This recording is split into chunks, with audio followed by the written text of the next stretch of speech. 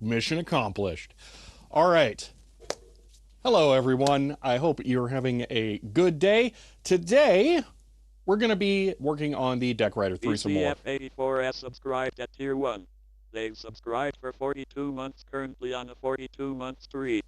And says whoop whoop. End of line. BCF84, thank you for the Tier 1 sub there, and for 42 months. The quizzical look was because I had the server remote desktop open, which says, oh hey, is that the portable scope I've heard so much about? CHER 101. End of line. The server plays deck talk sounds over its speakers, and I had the remote desktop capture open, so I was hearing double. Cool thing, the latency was pretty good between them. Swarm, thank you for the 101 bits there. Yes, this is a Siglent SHS806, and I have already spent a lot of time with it, but today we're going to start out the stream before we work on the DECWriter 3, getting to know the device a little more, testing it out, and just seeing what all we can do with it, just so that we have a baseline experience of how to use this thing and see what it can do. Now, also over here, I have the manual up so that we can read it. This manual is horrible. We'll cover that as we go through it. Oh my gosh, it's so bad. I had no idea. There's no way I can say it without sounding insulting. I am wondering if it was poorly translated in some way, because it does not make a lot of sense in places. So this is your surprise base. I've never owned Siglent hardware. I don't know if that's how it usually is, but the device itself is pretty awesome. So we're going to go through what all is in here. I will tell you the only thing left in this bag from what I originally got with it is the quick start guide, the charger, and the device itself. I took out everything else because none of it was really applicable, or I couldn't actually get the probes that came with the work. I don't know if there was something wrong with them or not. They might have been slightly damaged. I don't know. So let's go over this thing so you all can join me in utterly loving it. I kind of wish that I hadn't bought like half the stuff I own, because this thing's so good.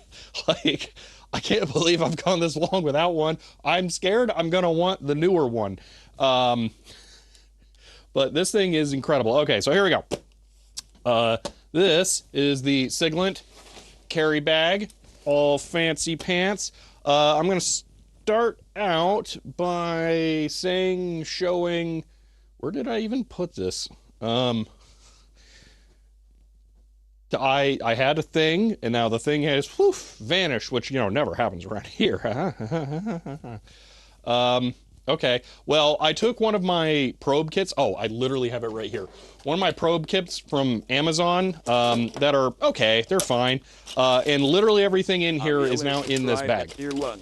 They've subscribed for 3 months and says good evening from Norway.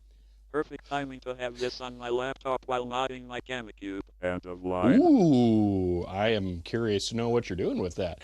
Thank you for the tier 1 sub and for 3 months away. So let me catch up here. How old is this? If you go on Siglent's page on Amazon, this is still the one that they show for sale, although it's out of stock. It looks like they probably recently replaced this with a newer revision.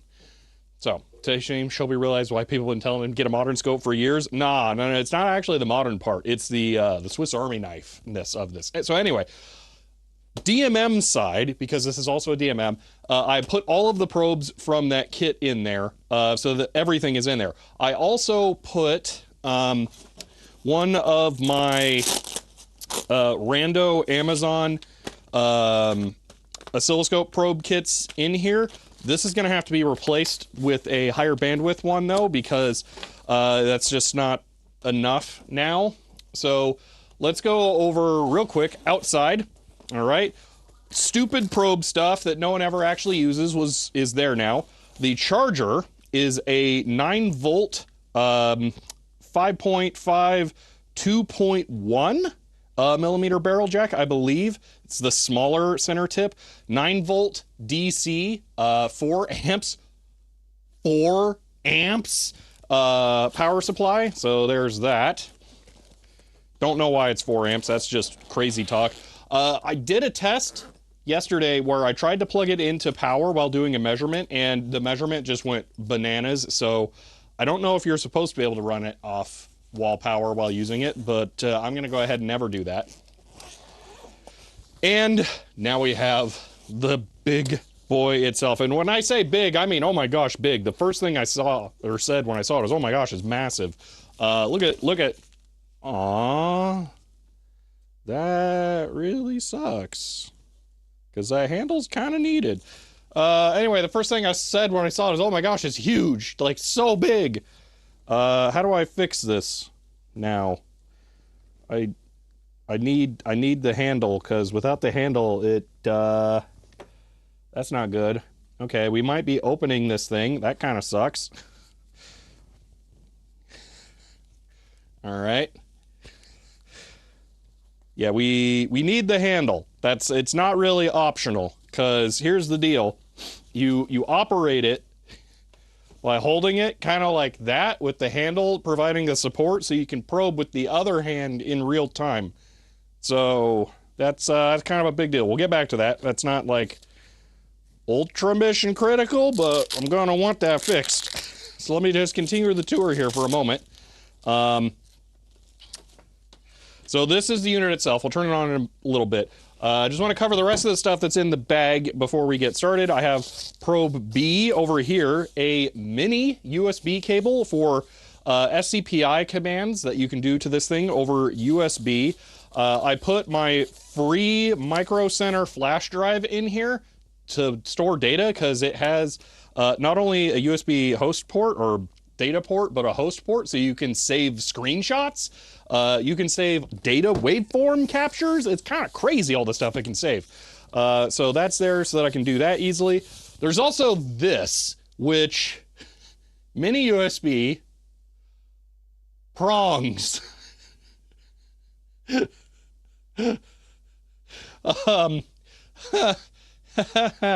That's for, so that 4 amp one, yeah, we don't need that. We just plug it right in. Actually, I think I realized what this was. I posted about this on Mastodon as a joke, but I think I actually know what this is. I think you plug this in here, because it came with this. You plug it in like that, and then I think this is your calibration test point. I think this is your square wave, and that's your ground. I still hate it, but I think that's what it actually is. So I think when you're not doing computer data stuff, it outputs that there, which is Just horrifying. No. Yeah, I know. I don't really plan on ever doing that, so there we go. And then over here, I have what is going to be probe A. So when you turn this thing on, in the way that I have it set up, probe A is yellow, probe B is blue. So we will, I already have these color keyed for that. Definitely chargers plugged in the wall will be fine, yeah. And then I have these. Now, let me get to this part real quick, okay? I own a Fluke 287. This is a really good multimeter. This thing is awesome. I like to use it a lot. We see it all the time in videos and streams and stuff because it's just solid. I'm replacing this with that. I'm gonna try and not use this now. And there's a really good reason. And it's not because I think this thing is a better DMM. It's because this thing is also a DMM. And this thing has a rechargeable battery. Now, if I don't use this thing all the time, then when I want to go use it, the battery's going to be dead. And that will be bad. But if I use it all the time, as a DMM, I will know the state of charge more frequently, and I will know that I need to charge it more often, because I will use it as a DMM a lot more than I will use it as a multimeter or an oscilloscope. So I think that plan actually kind of makes sense. 100R dot adding don't use the Fluke dot. End of line. Yeah, you can't share your points, as in the singer. Anyway, thank you for the 100 bits there, Chloe. But it takes time to boot, and that will annoy me. It will, but it's not like this thing is particularly fast either.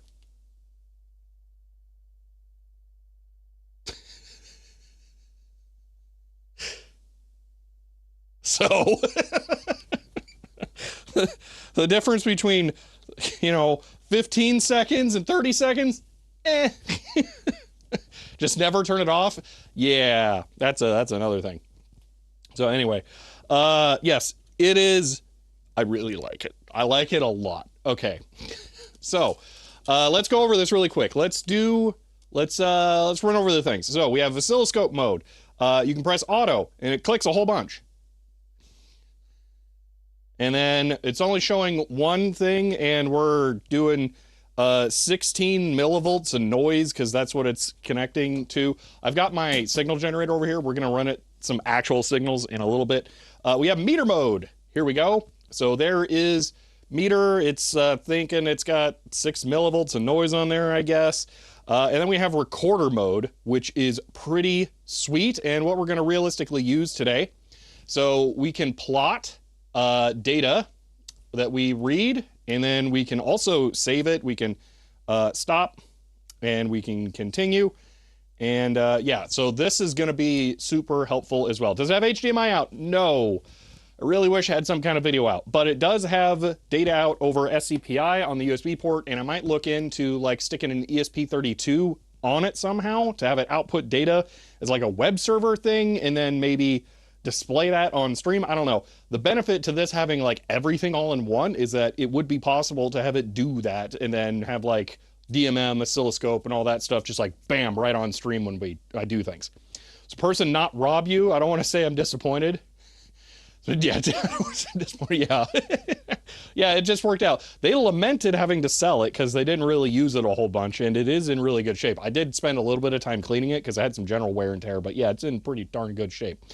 One weird thing, video capture out is probably not an option. I doubt that this is VGA or HDMI or anything internally. It's probably DCI or whatever that weird like Raspberry Pi thing is. So yeah, no GPIB. So fun thing about that, it is USB TMC, test control measurement, test measurement control, something like that. It is a GPIB protocol over USB of some sort. And it's really weird. I've never experienced a device that has this before. This doesn't just show up as a USB serial port. It shows up as a USB TMC device, which is like strange. Did you manage to meet the guy yesterday? That's what this is from. USB to ESP adapter with a web server. That's what I'm thinking. Although I wouldn't be just like sharing the USB port. I would be reading data from this and then hosting it as like JSON on the web, the ESP as a web server. Is there a USB to GPIB bridge? Genuinely, no idea. This is a Siglent SHS 806. So yeah, I do want to take a look at sticking this thing in here now because it's going to bug me. And let me see if I can figure out why this let go. I noticed this morning that it was bending a little bit as if it had been strained. So I wonder if maybe it was just like close to letting go since I got it. I think the person said they were using it to work on motorcycles, which, I mean, it's pretty rugged, so that would kind of make sense. Also, this thing has so many, yeah, Siglent is a real brand. I mean, as real as you can kind of expect. Yeah, Micro Center actually had some Siglent scopes in store when I went there, and it was really funny because I called them just like generic brand because the side of the box absolutely looked like just random garbage. And then I pulled it to the side and I was like, oh, that's Siglent. That's hilarious. All right, let's see if we can get this back in here.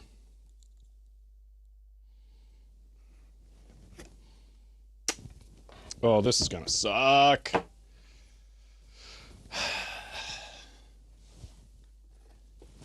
Where does it even hook into? Is it like real plastic? Is there... It's not just the rubber, I presume.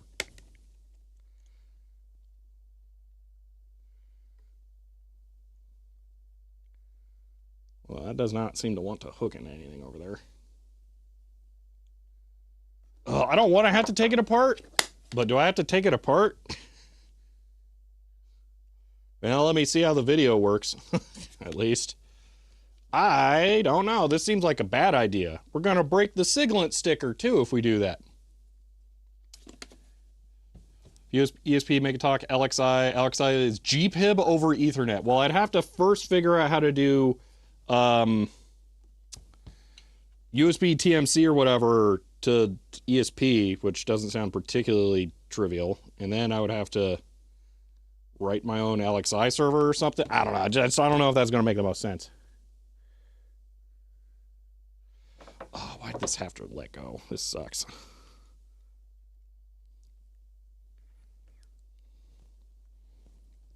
Oh. Don't want to squish it into the rubber and destroy that. I may have to take this apart. That's so annoying. All right, I guess we're opening it on day one. Good news, the Siglent security sticker isn't very secure.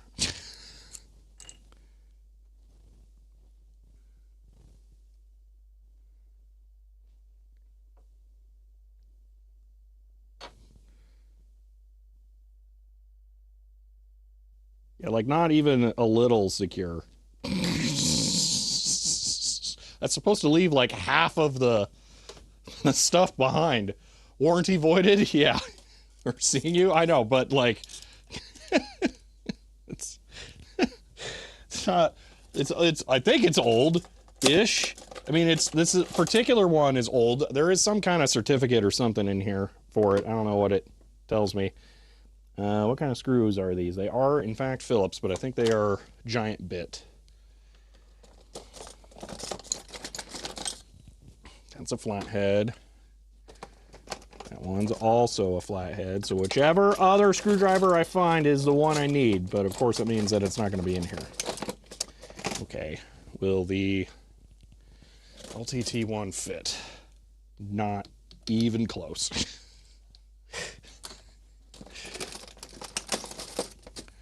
Maybe this.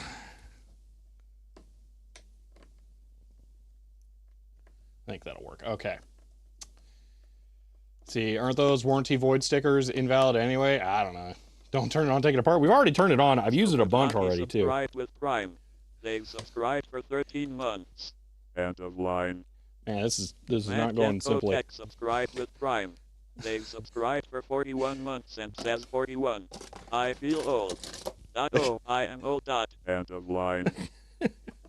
Snowboard Monkey, thank you for the 13 months there of 13. That's 8, that many. 13 months. I appreciate that. And Majenko, thank you for the 41 months. All right. Yeah, I don't know if the warranty void stickers are. In the United States, we pretty much have zero consumer protection laws, so I assume that if I even consider removing the warranty void sticker, I can go to jail. Where are the screwdrivers? I found one over here. Is the other one over there? No. Is it down in here? No. Dang it. What idiot left a screwdriver in a place it's not supposed to be? Is it just buried more? No. All right. Oh, it's on the floor. Of course it's on the floor. That's where everything should be. Okay. Another win for the EU. Let's see for how long. Yeah. Okay, well, these screws just kind of suck to take out. Unless they're like retained or something. That's why it's skipping.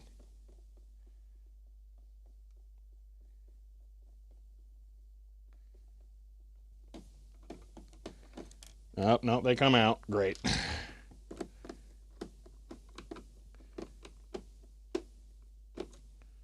I think that one's loose. Here's hoping this comes apart sensibly.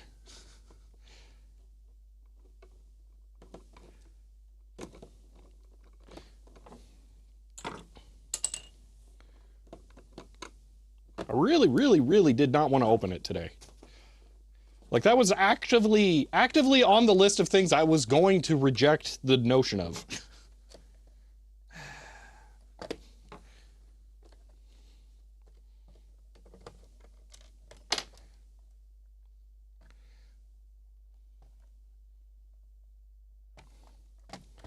Okay, I think the battery cable is probably the only thing holding us down, and I might actually just be able to remove the battery.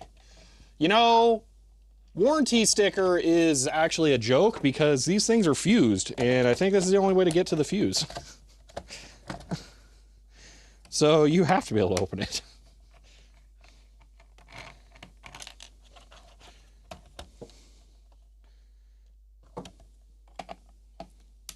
I was curious how you remove the battery and what that looks like anyway, so this isn't the worst thing to do. Removing this screw sucks.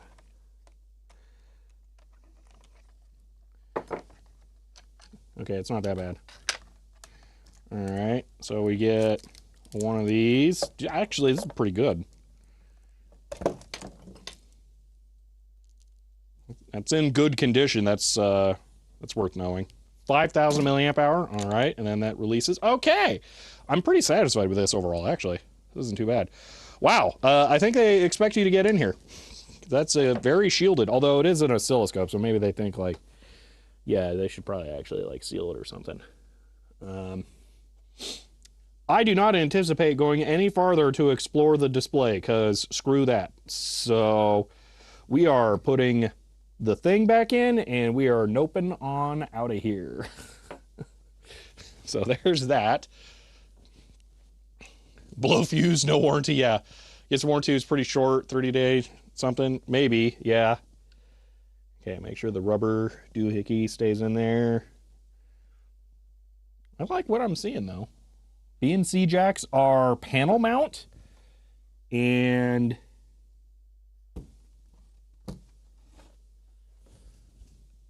oh.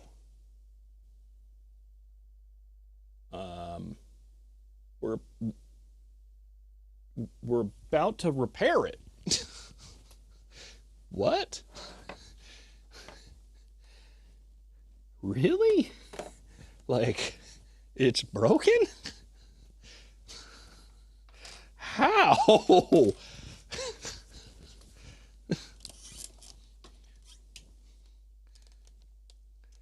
Yeah, Redshift, I should probably do that. I was gonna say, if there's ever problems with the B and C jacks, it looks like they'll be easy to replace because they're panel mount, but there's a problem with the B and C jack already.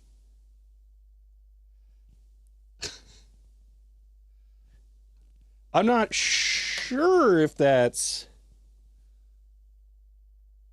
Yep. Wow. Okay. I'm so excited for that level of solder quality to be in this thing. That's cool. How about that one does not look tremendous, but it is at least kit. Why does it look all wobbly in the through hole down there?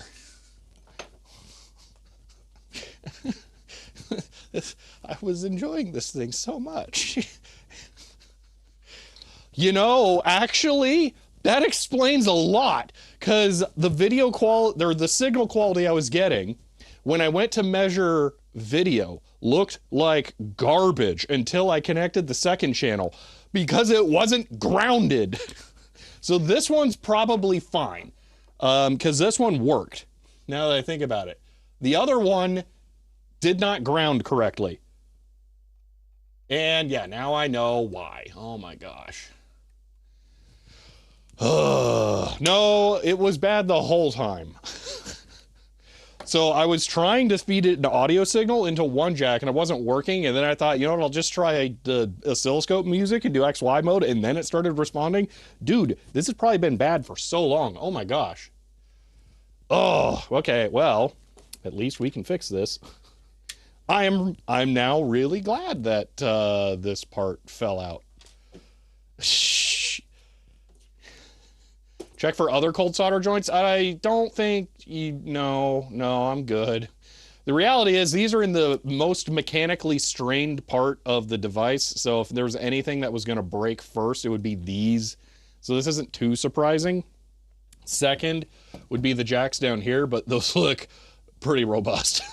So I'm not as concerned about those. So yeah, that does make some amount of sense, but that sucks. All right, I'm gonna angle this way so that I can work on this. Wow, the mini USB port. Yeah, I'm gonna go look at that. I know it works, so that's fine because I was testing out SCPI commands with it because it was weird and I've never done that before over USB. On that, Helencroft, you're probably the only person I could ask that would have any kind of idea of knowing whether or not this is a thing. The USB TMC or whatever device class, is there a way of making that National Instruments GPIB thing exposed over that? Because that was way easier to work with than the direct GPIB drivers.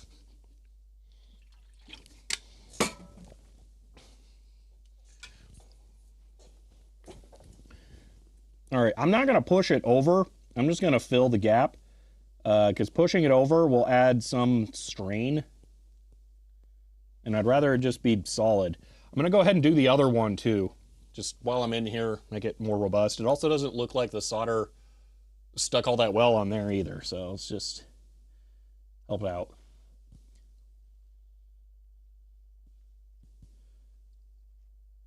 Why does it seem like it's not soldering?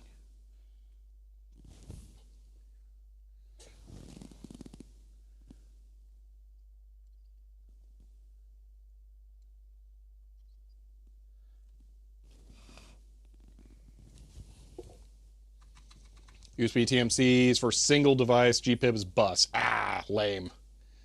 Is that grounding ring around the nut isolated? No clue. Yeah, you know what? Maybe getting some flux on there would be a good idea. Let me do that. Where'd the flux pan go? There's two of them. Wonder which one actually has fluid in it. Probably both of them, actually. Yeah, they do. Okay, I only barely want to put this on there. I don't want it to, like, leak down in.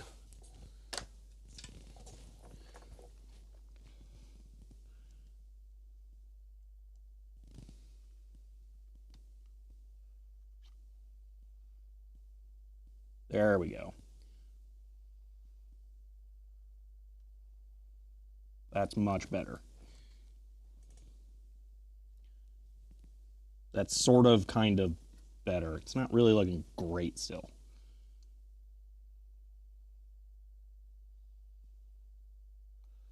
Okay, that's starting to look a lot better.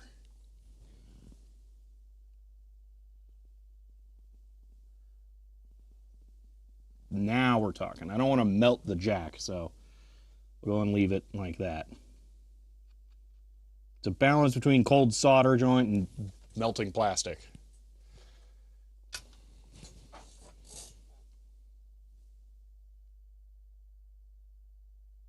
Pretty sure that's just flux goo. Yeah.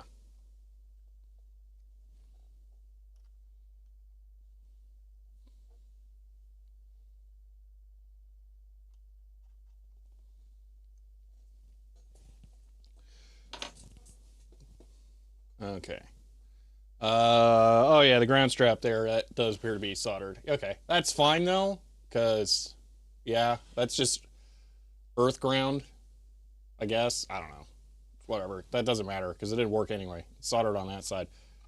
Okay, well, that was fun. So exciting. I love it when things that are supposed to be new and nice have issues. What is this little, like, weird speck thing over there?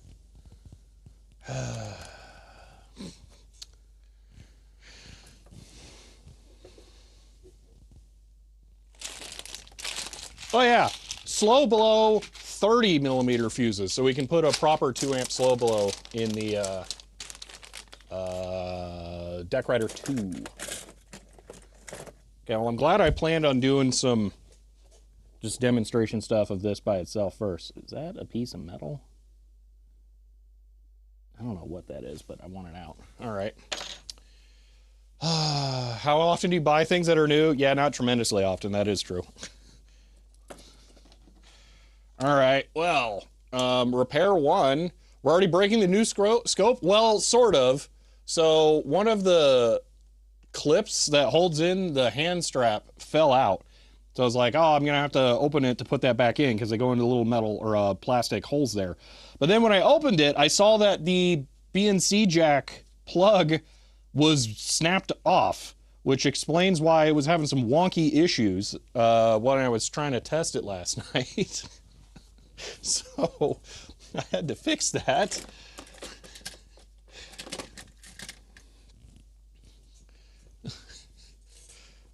Yeah, it came pre-broken, which is cool because it was listed as working great, but you know, I'm kind of getting what I paid for, so. All right, I don't think I can really splay those out anymore. Maybe if I just bend them out slightly.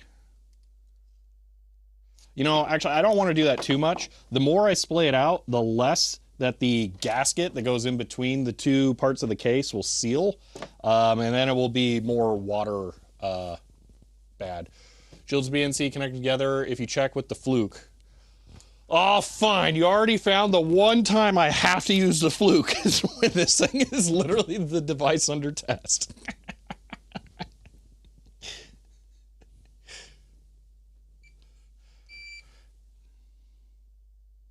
Is that what you wanted to know?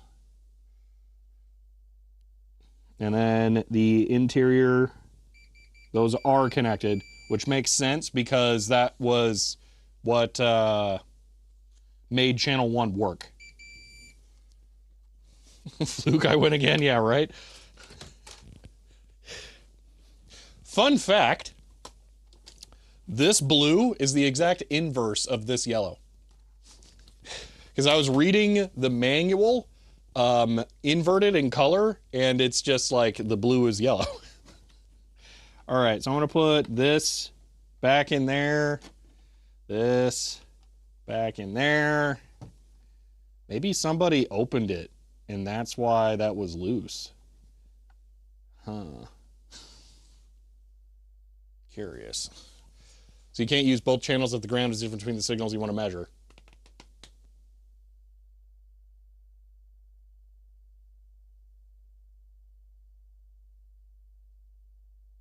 Huh. Well, that sucks. I don't know that I would have ever thought about that, but I will try to keep that in mind if the grounds are ganged. Okay. Are the BNCs isolated from micro USB ground? I'm going to guess not, since the charger didn't really seem to be isolated. Yeah, I'm going to guess charger ground is also ground. Let's find out.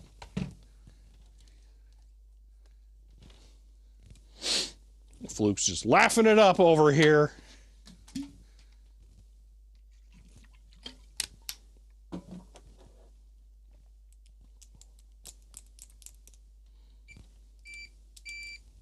Fluke use all the time after he said no fluke use. Yeah.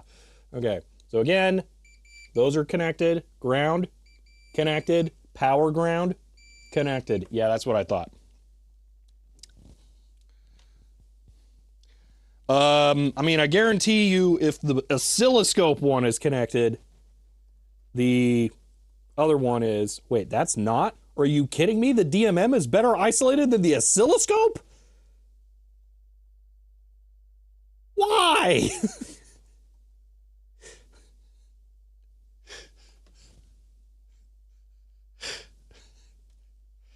Or is that preferable? I don't know. That's just weird. Okay, so DMM is isolated. Oscilloscope is not. Shelby is sad and confused. Where did this come from? Battery door. They're meant to be isolated. And them not being is a problem. I mean, I would assume that the oscilloscope ones would be isolated before the DMM ones. Yeah, why do they care about the DMM? Exactly, that's what I'm saying. Like, of all the things to isolate, I care less about the DMM.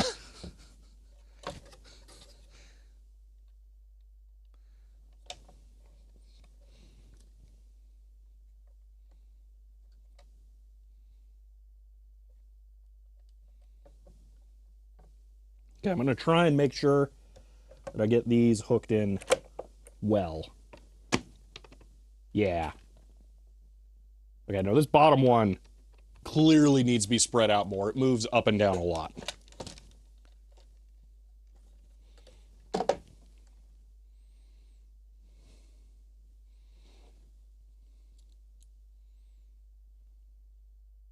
Not a great way I can just directly spread it, though, so I'm just going to have to splay it.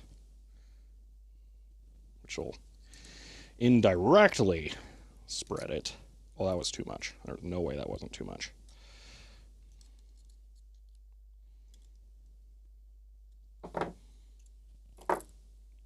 I'm also going to put that one on the top.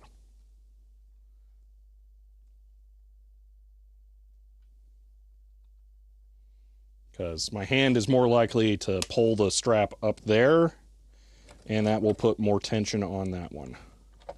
Watch, now it turns out it's just the holes down here are looser. Okay, this is not. The holes down there are looser. Okay, I'll just splay both, I guess. Yeah, I know the rubber thing came out. The port cover, yeah.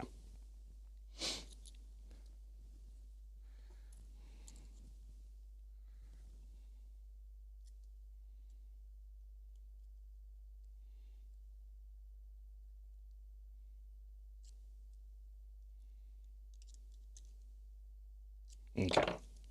All right, port cover in. Strap doodad kind of in place.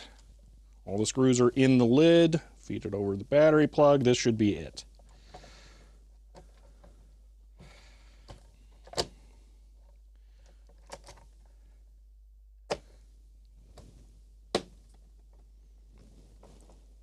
It's a little loose, but whatever. The bottom one's not the one that fell out. Okay. We'll go with that. I think that'll be fine. All right.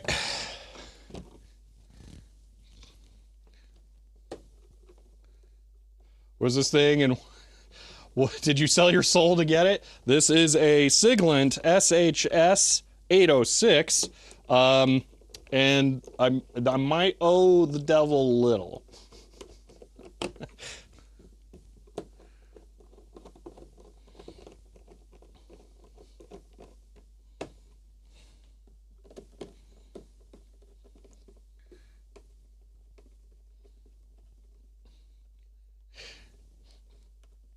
but it had two issues.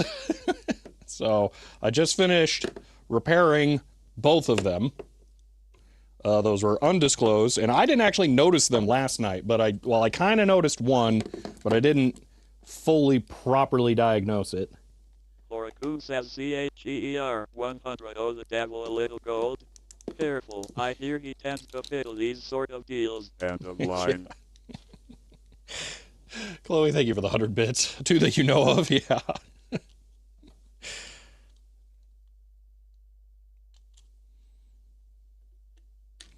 All right, well, I'm kind of interested in getting a second battery for this thing now. Now that I know it's just like super ultra generic pack. Because it'd be cool to have one that's like charged and waiting, and then when the battery depletes, just swap it.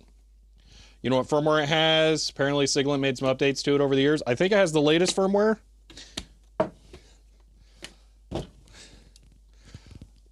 I will put it this way about the firmware. I'm not changing it. And that's all I'll say. All right. There we are, back up and running.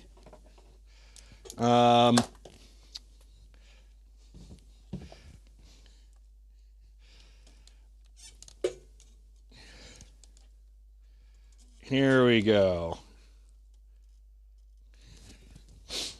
So now I can put the hand strap back on and we can continue where we were supposed to be 20 minutes ago.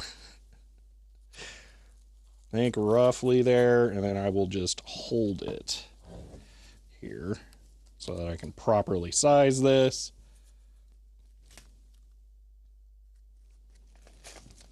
There we are. That is what you're supposed to be able to do. So you can one-hand this extremely easily while you probe another thing. So there we go.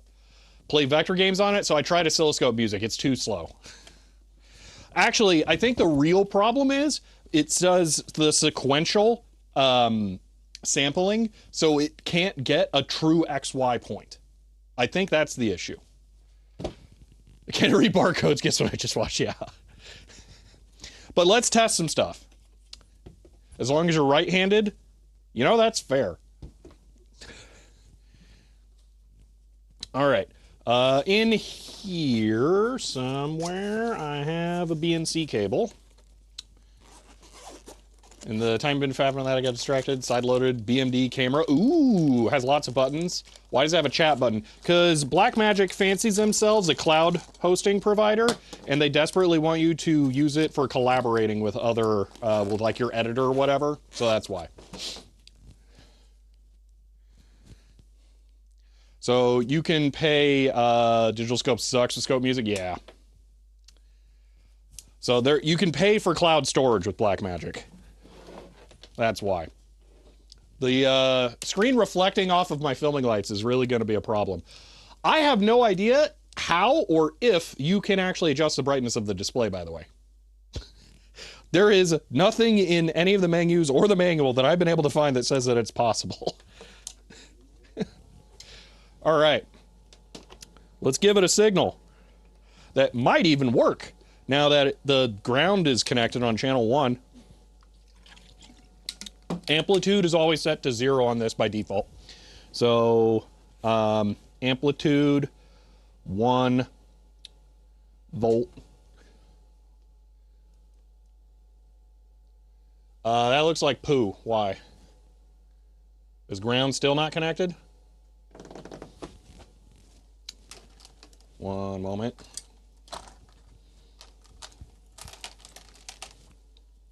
Just going to connect the mod channel that is also grounded to the rear. Oh, I don't like that.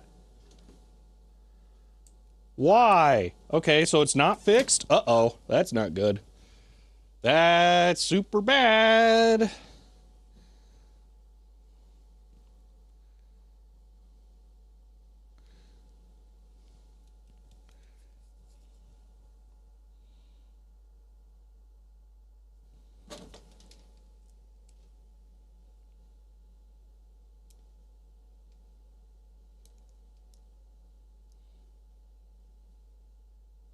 Swap the BNC cables.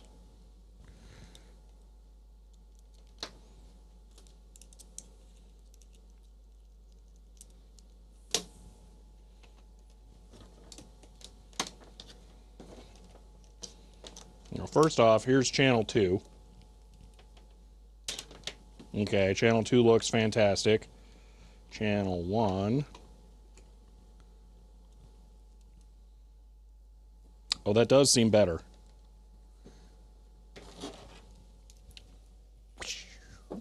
Okay. On to other cables. From being insulated, BNC jacks always have grounding problems from being partly insulated. Oh, because they're like a weird hybrid one. I see what you're saying. I didn't notice that. They're European style ones. So they're like plastic on the outside and the metal on the inside. Yeah, that sucks. Okay, so that other cable's not bad. It's just not applicable to this. Got it. All right, so now we can do this. Add the mod source. Now we can dual channel. All right, so mod, boom. Okay, that's not right. Hold on. Shift, amp, 1, no. Where's cancel?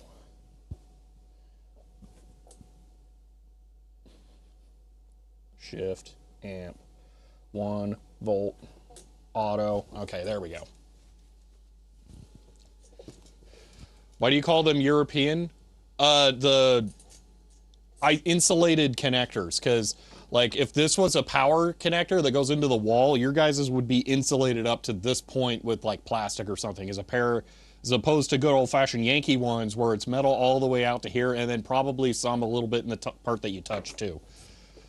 Because we like our electricity spicy.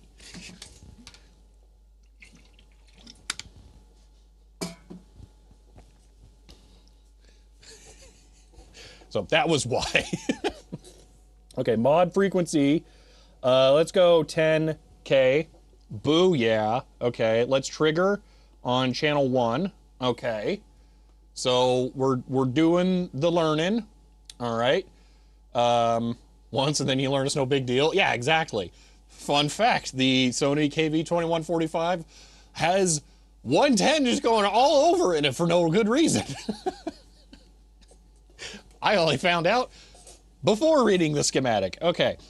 So yeah, we can also zoom in here. Looking pretty good. We can pan across our sample range. We can move our channels up and down. We don't get knobs, we get buttons. The next revision of this has a knob that's like one knob. And then I guess you like kind of like the HP 16500 where you push the thing you want to do and then you rotate the knob. I think I prefer this, but it's kind of annoying that it doesn't have a knob because you got to use these for stuff. Mobile oscilloscope, yes, I love it so much. Oh my gosh. How old is that unit? I don't know. People keep asking. Like, I don't have the date memorized. Hold on, let me see if the quick start guide just says anything. Quick start guide, is there a copyright date? 2013, there you go. That is by far the newest piece of test gear in this office, and it's not even close.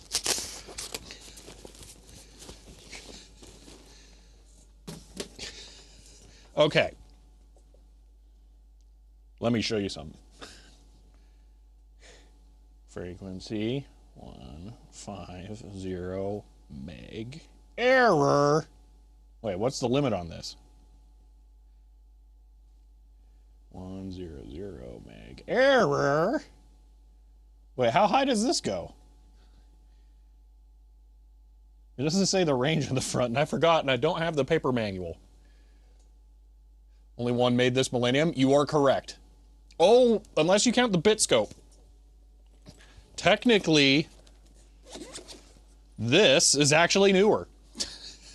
This, I believe, is 2015. But this thing sucks, so... yeah. This is an, of the SIGGEN, 3325B HP. It's got a megahertz button. There we go. That's many hertz of meg. Probably disconnect the mod channel. Yeah, it says, nah, I don't want to look at that.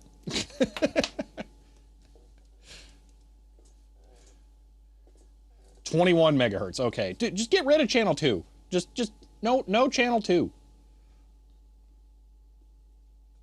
Channel 2, go bye-bye. Okay, there. it's insistent. Trigger, channel 1, channel 2, go away. Okay.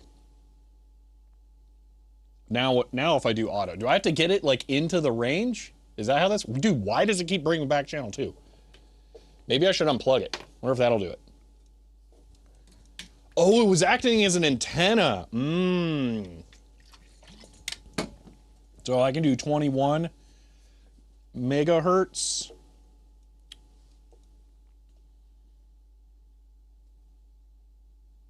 Is it saying no 20 megahertz?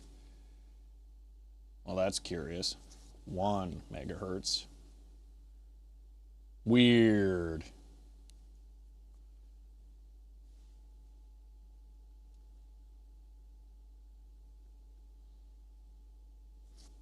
Five megahertz. Okay. Well, that's curious. 10. Yes. 15. Okay. Wait. Yeah, that's looking right. So it's not this. This thing just stopped outputting when I raised it. Modify. Thought I could, probably can't do it in real time. I could if I swept, but I don't want to do that. Okay, so 18. There we go. All right.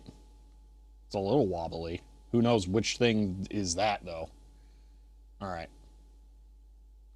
One of those HP SIGGEN says Easter egg will play a tune through the output. Ooh, that's cool. Yeah, I can never get those, though. I'm not allowed to have the fun things. It's not the HP4C that plays Ode to Joy, no, and I guess it's not this that does it. And then I can't have the Tech Scope or one of the other ones that's got games built in, because, that would be too much fun. So, all right, there's SIGGEN. So, let's do the thing now. Frequency 1 kilohertz, which in megahertz range is nothing. So there we go. Let's bring channel 2 into the party. All right, auto.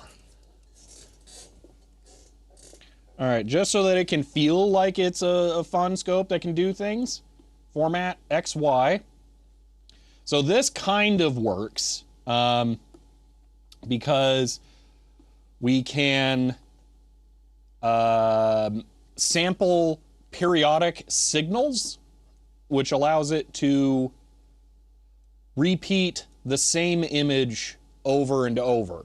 So this is a bit better than oscilloscope music because the signal is always the same. So when it samples one thing and then goes to sample the next one and it's missed something, it comes back around to it eventually. Yeah, 1010, the auto button on this is extremely frustrating. Is this already doing sweeping? I hope it is.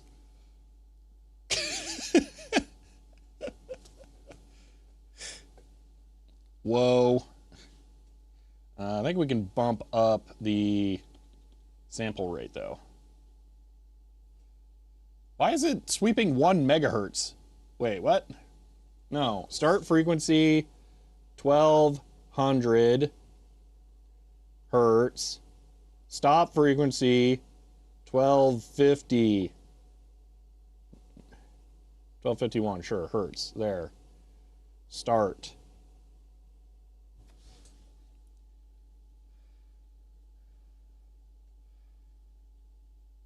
I think that's still too much change. Stop, 1210 hertz. Start.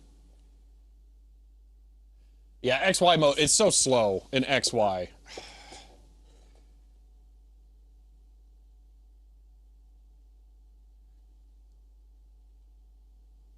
Yeah. All right. There's one other thing I want to show you because it's ridiculously cool that it does it. So, this one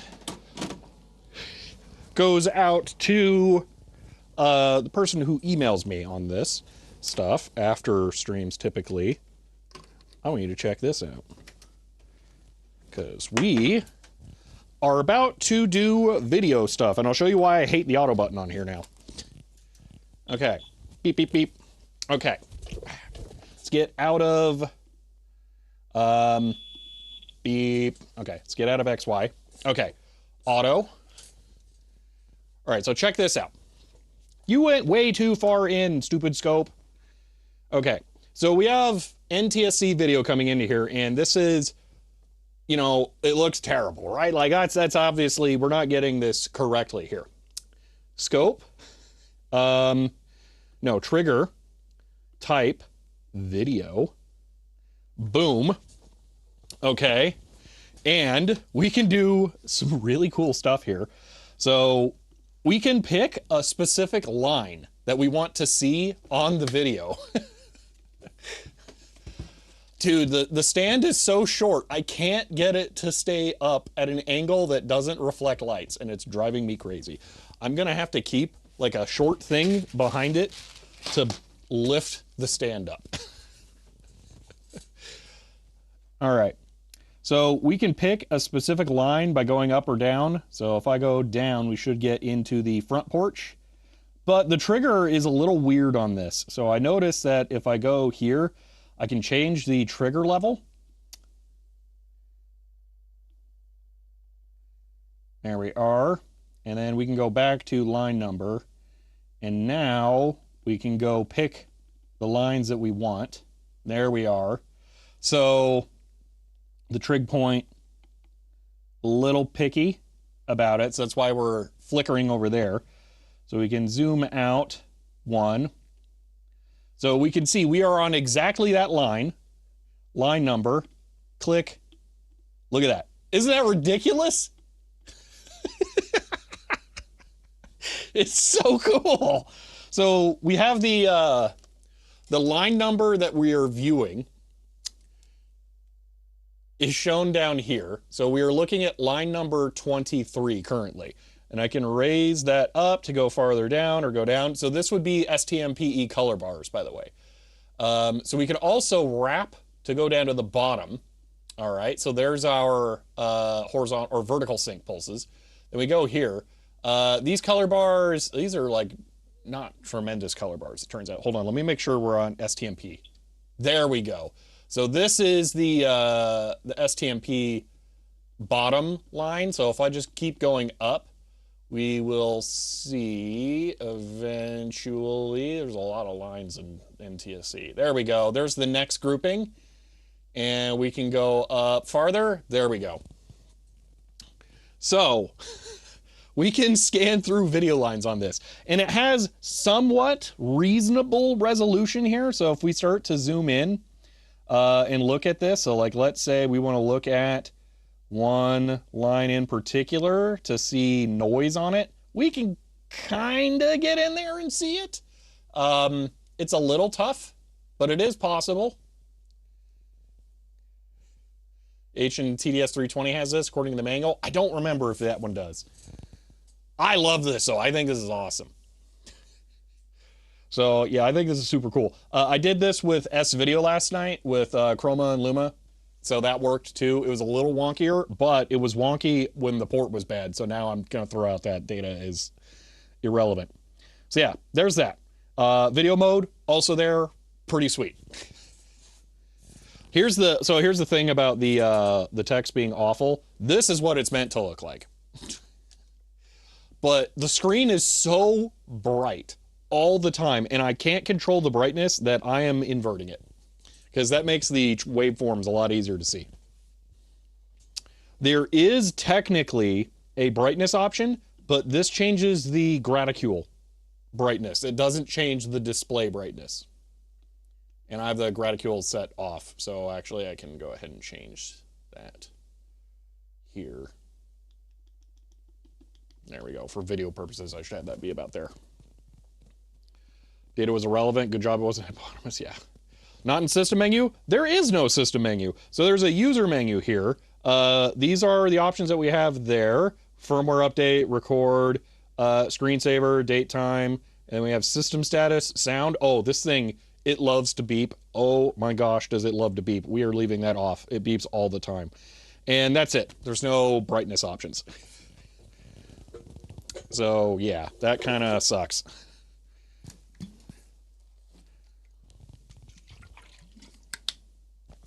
All right. We've gotten through most of the stuff. I will say I have one complaint about this thing so far. So if we go into trigger, all right, trigger source, we have channel 1, we have channel 2. You know what would have been super duper cool is if you could have used a DMM as the external trigger. That should totally have been a thing. I hope the newer ones have that. But the way that this thing works is essentially the upper half is all oscilloscope and the bottom half is all DMM. Because when you switch it over to DMM mode, it doesn't have any idea that there's an oscilloscope in there at all. So it's just kind of two devices just glued together. But that's it.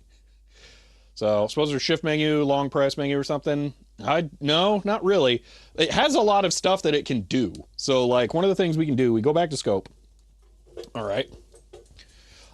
We can, is it display? Actually, I think it's per channel. So this is one of the areas where I'm going to have to refer to the manual because I don't remember how to do this and it's horrible. So one of the things you can do is do like a bajillion different calculations and have it display them. So let's hear. Oh yeah, I can FFT, which is sweet, but like none of you are going to be impressed. Again, my next oldest or newest scope is from the 90s, so this thing's like 20 years newer. Here we go. Some of the like ridiculous nonsense it can do. It has all of these icons here, and I need this chart printed desperately so that I can actually understand what all this stuff is, because you just get the icons in the UI. Scope. Math, and then somewhere around here, that's for the FFT. I don't want that. Operation, like, no, that's not what I want either. Let's just turn it off real quick. Oh, there's one. So yeah, you can pick different things like that, and you just get those. DMM sampling is very slow. It's 1 gig sampling. Oh, the DMM. I have no idea how quick that is. Still, it should be able to. So yeah, somewhere around here. Here we go. This is what I was looking for. You can measure and calculate like a bajillion different things. So let's figure out the parameter measurement. So I want to do this. Okay, parameter measurement. Okay, press cursor measure. Oh, that's where you do it. Okay, I haven't pressed that button. Cursor measure. Okay. Press it twice. Mode. Let's go track. Okay. Ooh, okay. Fancy. Those trigger modes so rarely used, never memorize the icons. That's why I'm saying I need to print the manual, because it's ridiculous. That's not even the worst one. There's another section down farther where there's way more. I forget what it's for, like filters or something. Blah, blah, blah. Maybe that was the worst one. I don't know. Try this on DECWriter yet? We have gone an hour already. Yeah, but we're learning the tools. It's important that we learn the tools so we can understand what exactly we're doing. So, auto. I don't think we ever want auto. Track, you're supposed to be able to pick like the points that we're measuring. It's relative to stuff. Manual allows you to move the cursors around. I don't like manual, but yeah. So it looks like Viking runes. Yeah. So, ow. All right, let's get the manual out of there for now. Okay. Okay. Oh, here's something I found really interesting. Okay, so if we go into the DMM and we do trend plot, okay, our sample rate is 10 samples per second. That is 10 times faster than the Fluke. So this thing is actually better than the Fluke in that regard. Can also stop. clear it there. It's important we learn the tools so we know exactly what we're doing. And other comments that make me double think I'm on the right stream. Schneid says CHEER 100 this function is above your pay grade. End of line. Schneid, thank you for the 100 bits. Wait,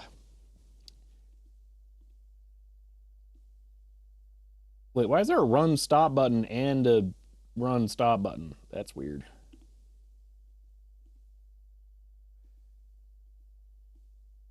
Also, why can't I change the sample rate now? Is it because it's not running? Restart, sample rate. They're weird. Okay, there we go. Faster samples is also less accurate. Well, that makes sense as a trade-off. Yeah, yes, leave. Yeah, I really like this thing, though. I think it's super cool. Okay, we haven't actually tested the DMM at all. Let's do that really quick. So, quick giggles. Battery. All right, so these probes have never been tested either. They still got the little weird plug things that I will definitely remember to put back. Also, what is this? Some commie multimeter that supports the shielded jacks? Pfft, lame. All right, take off the stabbing covers. And boop, badoop. No? Is this thing completely dead? Oh, that's weird. So you can stop? Oh, okay. I guess that makes sense. All right, so continue, and then there.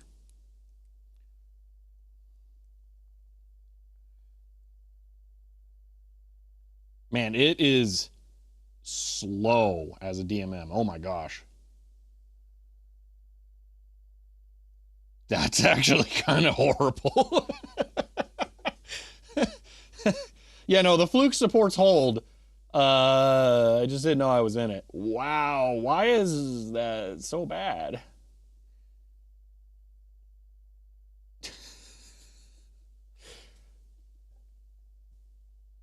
What am I missing?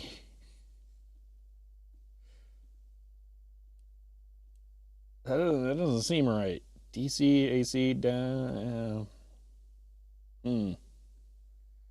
Okay. Trigger is not relevant. I don't think cursor measure is. So I guess this can't do a hold max, or no, yeah, max min measurement either. Although you could just trend plot. Drop the precision? I don't know if I can. I don't remember seeing anything about that.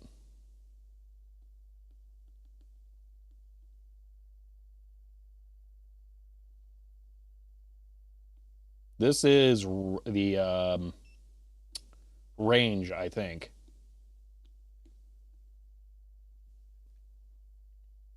Maybe we should look that up. Yep. Oh, it's mad about that.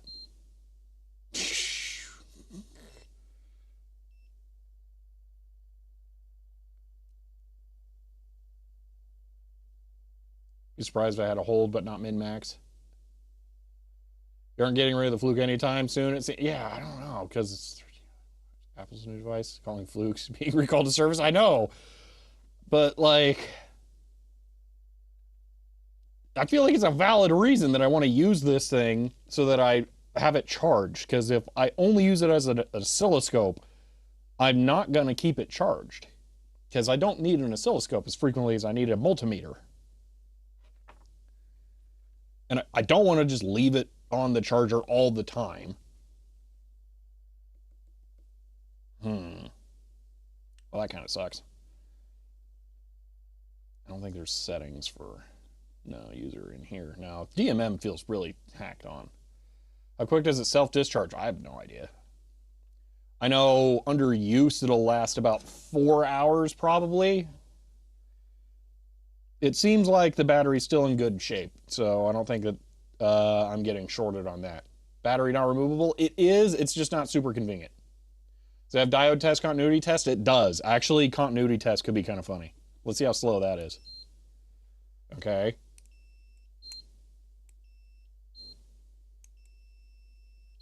That's not too bad. That's faster than the diode test on the Fluke when I didn't know that it beeped. Or did the beep mode. So diode mode, let's look at that. Okay, so that just never beeps. Okay. It's really bad? Yeah, but again, let me... So... Continuity. I mean...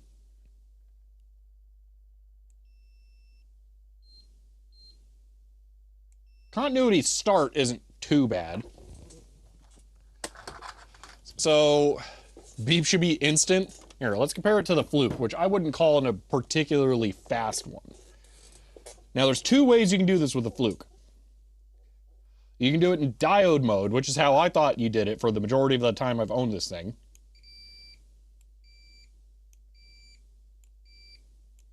And then you can do it in actual beep mode.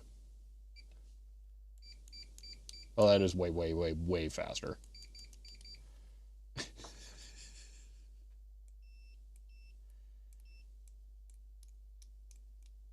Okay, that's pretty bad.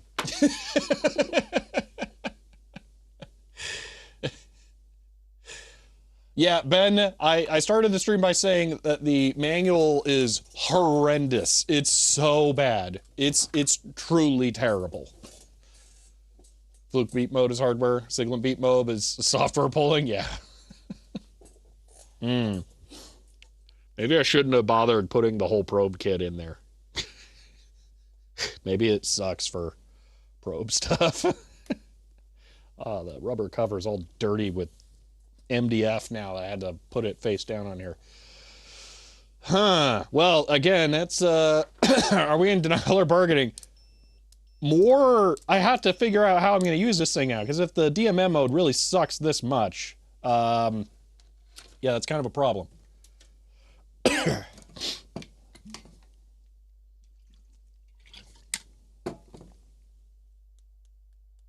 Huh. Yeah, it is what it seems like, Helen Croft. Are there firmware updates available for this? It does not matter. You sold your soul?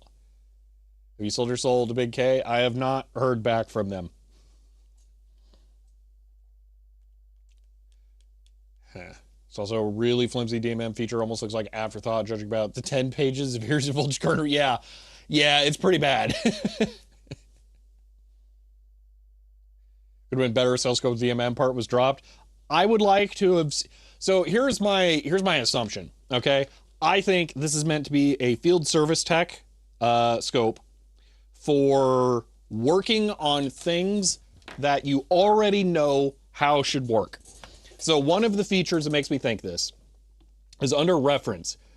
We can save a reference waveform. So let's just do this really quick. I actually think this is really cool. And if you were in the right application for this, I feel like this would make so much sense. So I am going to output a 1 kilohertz waveform at 1 volt. All right, auto, just because, you know, it'll figure that out. All right.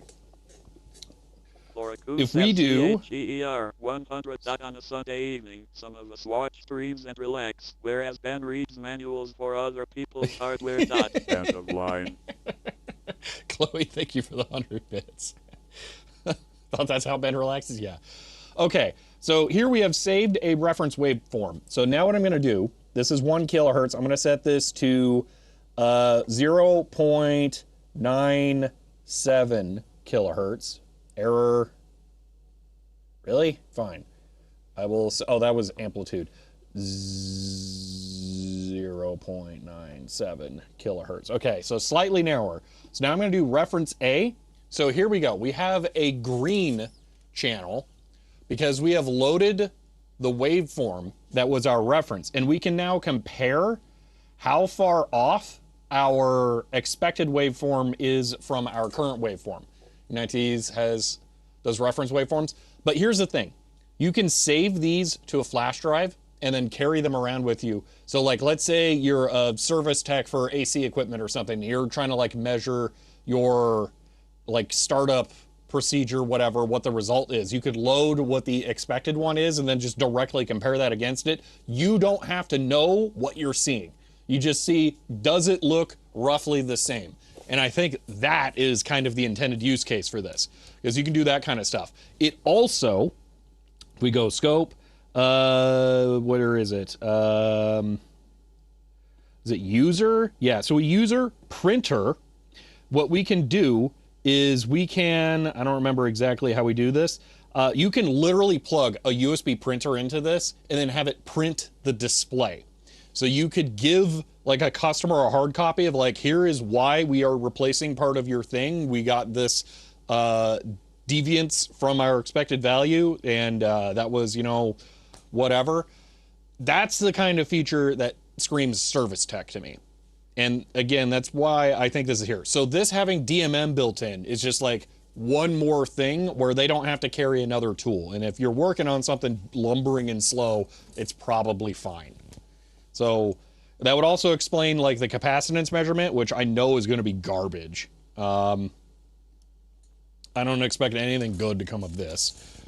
Like, let's see, let me grab this. So this is a Sprague 15,000 UF 25 volt cap. This is probably the kind of thing you'd actually check with this.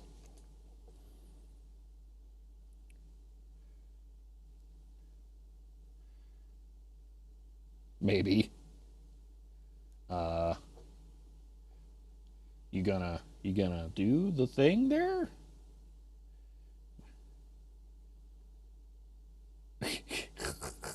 There we go. Wow, it's so slow. Oh my gosh.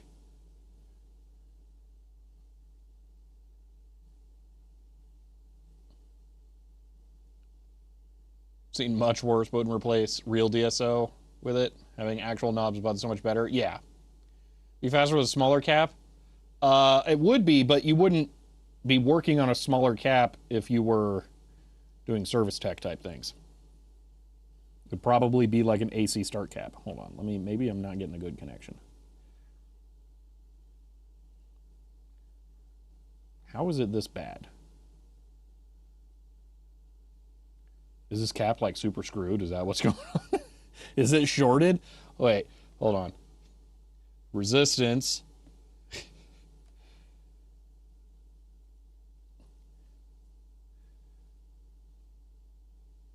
That looks normal-ish. I don't know, whatever. I think you wasted your money. Not on the DMM side, it's on the scope side that really matters. Just stab the round post on the bottom, not the tiny legs. Round post? You mean these? You know, it doesn't really matter. I'm just gonna, we'll just stop there because I'm never gonna use it for capacitor measurement because that's always a crock on these. So, it's fine.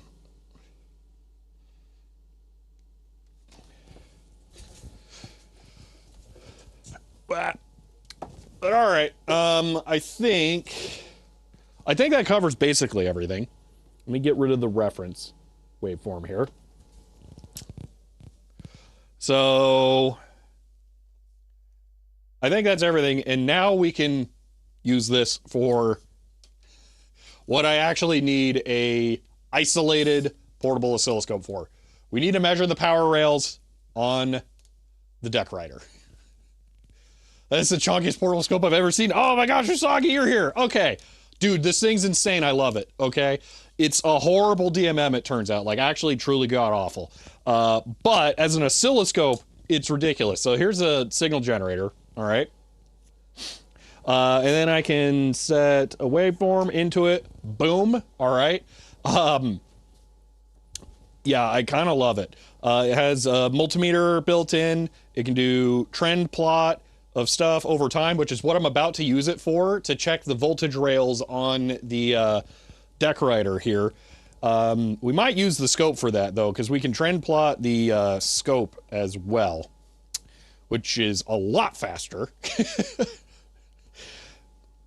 And we'll stop that, go back to scope, exit recorder, yes. It can do video, syncing, triggering. What's the word? Trigger. I don't know, just trigger type, I guess. I don't know. Hold on, I need to blow my nose really bad all of a sudden.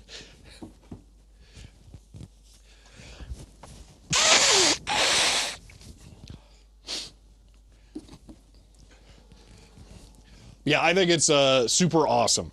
I'm really liking it. But yeah, it is it's ridiculously enormous. Like, just compared to a head. Pretty awesome portable scope. Guessing 2-channel. Yeah, so 2-channel up top, plus the DMM, which I'm disappointed it doesn't do external trigger on. But yeah.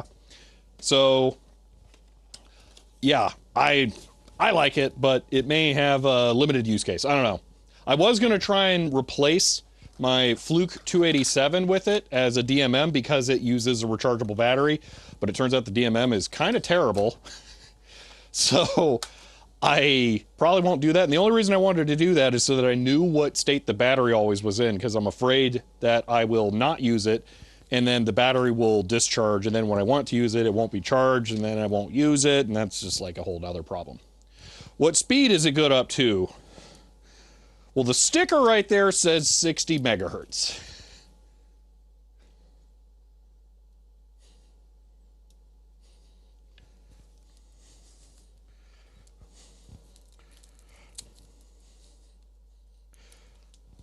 That indicates something else.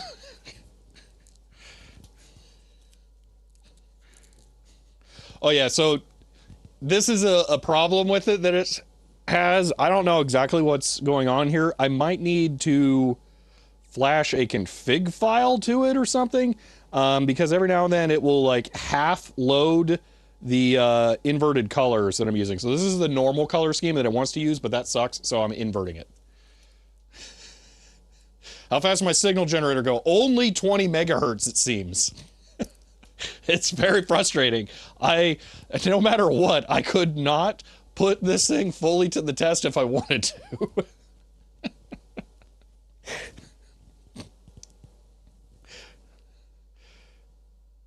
Maybe the internal coin cell for the settings is empty. I didn't see a coin cell, but I don't know. So yeah, all right. Let's look at measuring the, wait, the reference channel went back on. I think it doesn't save the settings all that fast. I think that's what happens. Or maybe it was in like the middle of saving the settings. I don't know. Scope, reference. Let's turn the reference channel off. There we go. At least good up to 20 megahertz. Yes, we have validated it up to 20 megahertz. I've done some video stuff with it, and I've looked at some pretty fast stuff on that. Whatever the pixel clock is for a Super Nintendo showing a checkerboard, it was fast enough to be able to discern rising and falling edges on the checkerboard there. I don't know if it's actually showing a speed there. That shows 1.6 megahertz, but I think that's the trigger speed for the H-Sync, isn't it? Maybe not.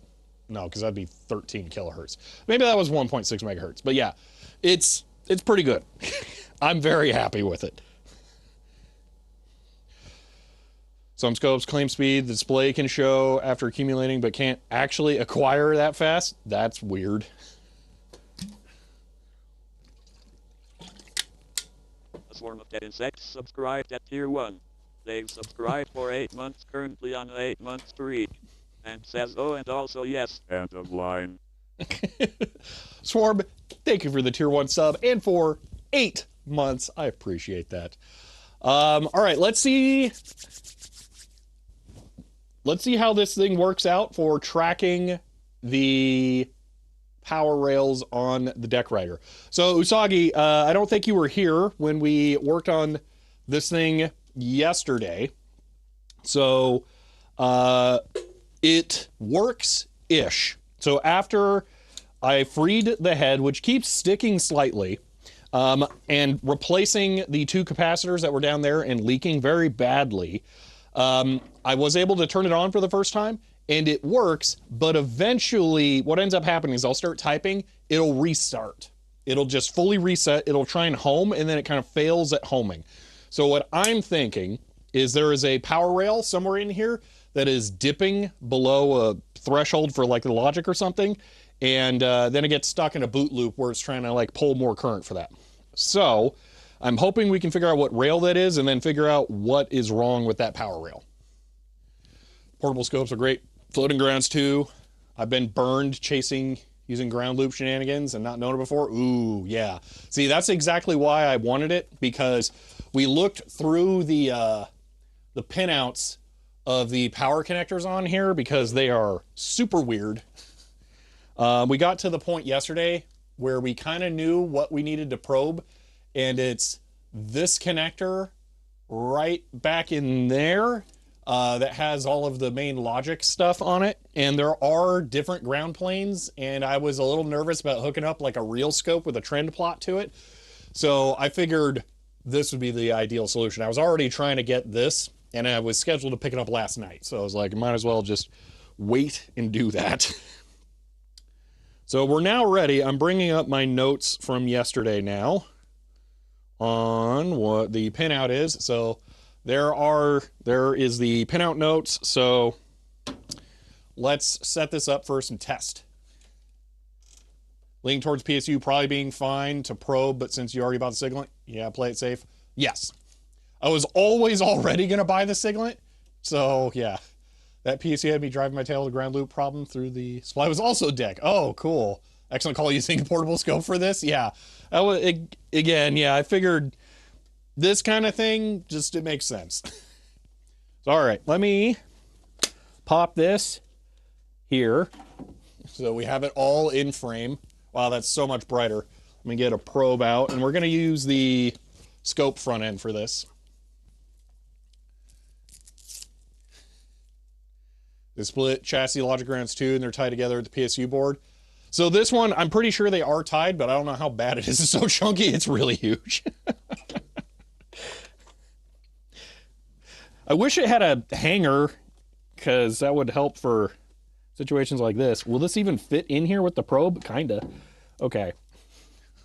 This is gonna be a little wonky. How am I gonna clip onto this now? Because I was going to cram a probe in there. Maybe I still do that.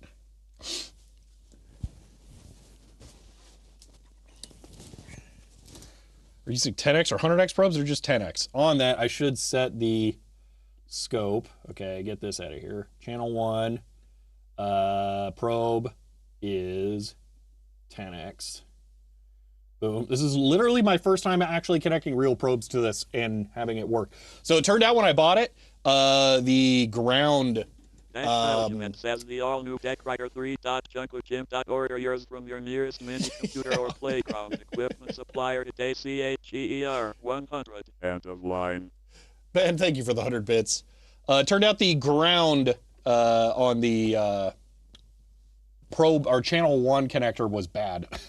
So that was frustrating. I had to open it up and resolder that.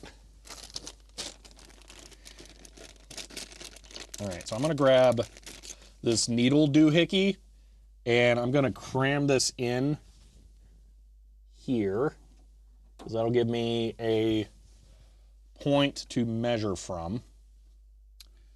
Can I can't really put that in there. How am I gonna do this?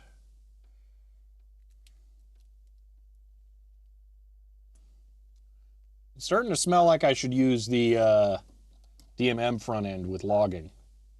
Although, I don't know if the 10 samples per second is going to be fast enough. No, I'll use this. I'll just have to figure this out. Yeah, I guess I could just clip onto here. Yeah, that'll be fine. Okay. Do that. Okay, so this will be 12 volt positive.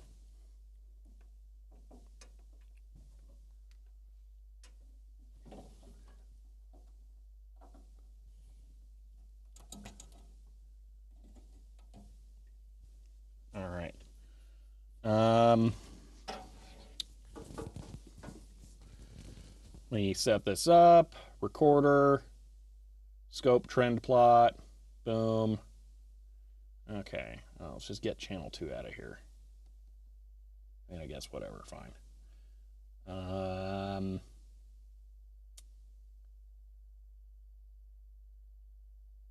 I'm curious what this does once it fills. So I'm just going to leave this for a second. Is the resetting problem consistent? Like happens after a certain amount of time, pressing certain keys, or is it more chaotic? It's more chaotic. Okay, so it just scrolls. Perfect. So it'll die, and then it'll run over and hit run stop. I might also want to speed this up. I don't know. Can I speed this up? I don't know how this works yet. Okay. Let me plug it in. Verify that's secure-ish. Okay. Power is active. I'm going to turn the thing on. Why am I not seeing 12 volts?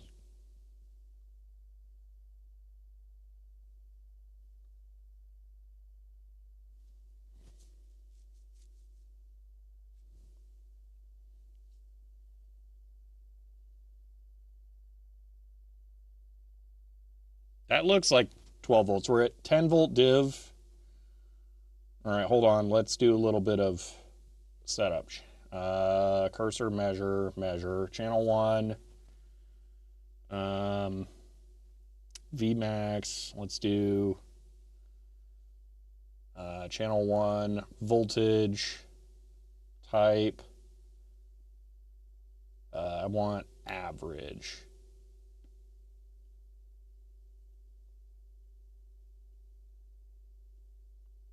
Not peak to peak. I want DC. Let's see. Pro properly set to 10x. It is at 10x, yes. Is the probe plugged in? Yes, up here.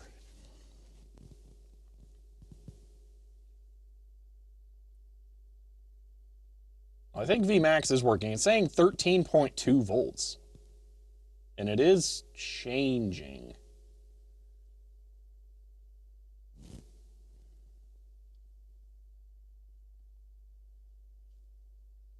So peak to peak is 1.6 volts. So we have 1.6 volts of ripple. 13.2, Vmin 11.6. So we're rippling from 13.2. Let me do that. Let me just put the average on there. I think it's called amp. Weirdly, no, amp is 1.6. What was this? Voltage. Top. It's weird. V base.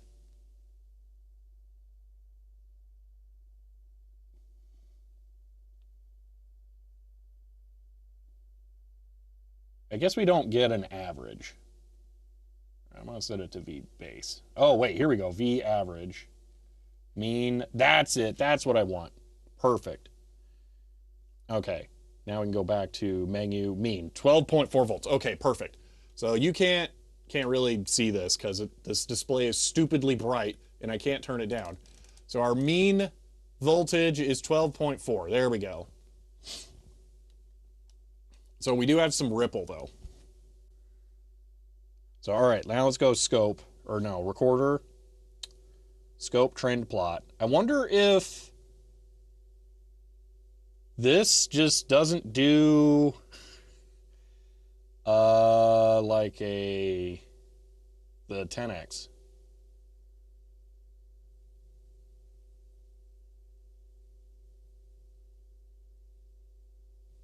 Let me try this. Recorder, yes.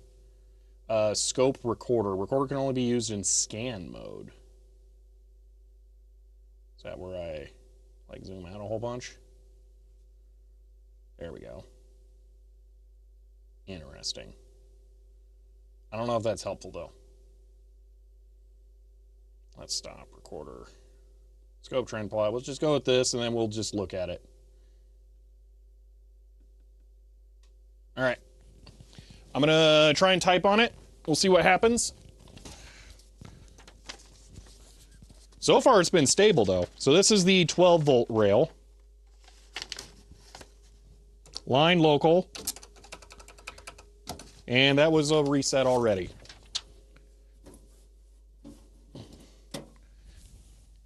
And we captured nothing. Okay. Need to have really consistent signal.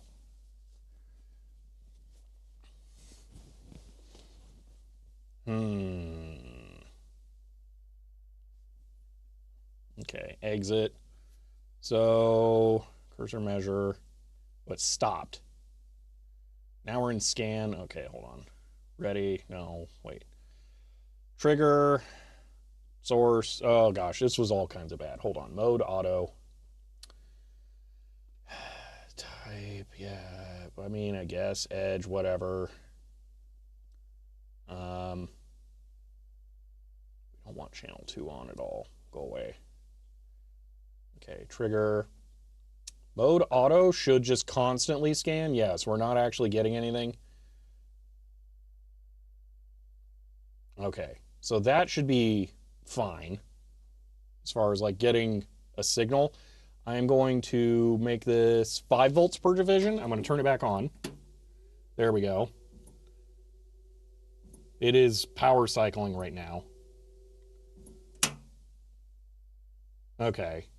You know what? Let's just try that. Let's just watch it. I'm going to plug it into different things. Okay. So 12 volt. Good. Okay, let's try negative 12.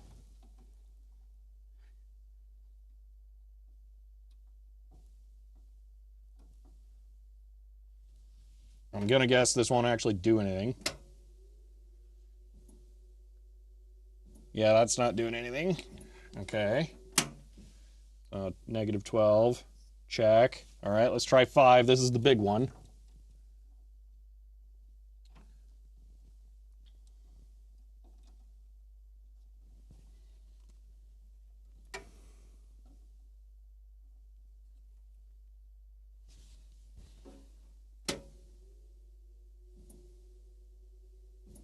Not really seeing anything.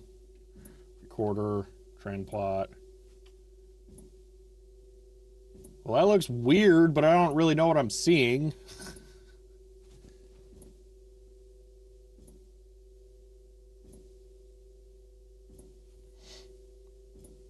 Yeah, you know what? I'll do that. So I'll set the trigger to just under 5 with falling. So I'll set it to like 4. That looks like it was doing something, though. That looked bad. I just wish I knew how to make this, like, do anything sensible in this. Yeah, I feel like the scope plot mode might not be great, which kind of sucks. Okay, trigger. Let's go falling. Mode, normal. Actually, single. Okay. And then we'll set our trig level to, let's go 4 volts. Okay, I'm going to turn it on. That was not a falling slope. Run, stop. There we go. So we definitely saw it dip. Let's catch that again farther out.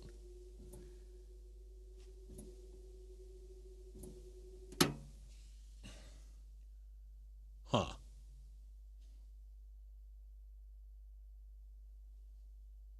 Yeah, it's just like falling on its face.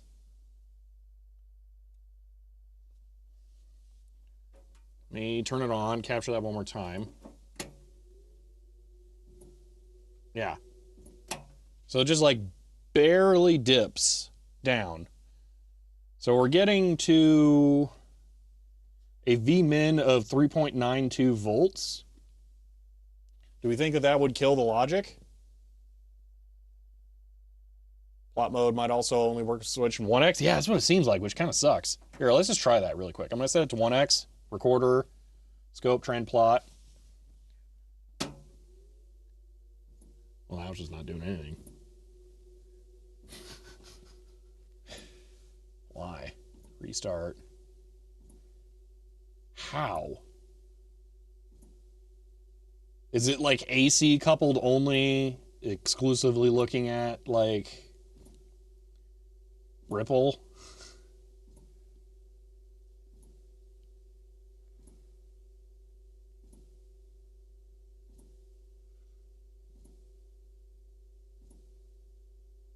Wait, we're plotting the average? Wait a minute, this is weird. Are we plotting?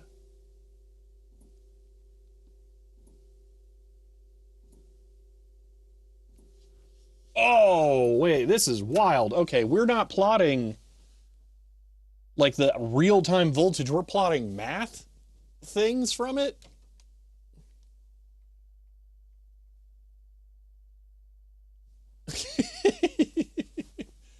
Hellencroft. Okay, hold on. So let's cancel. Channel 1, voltage, type.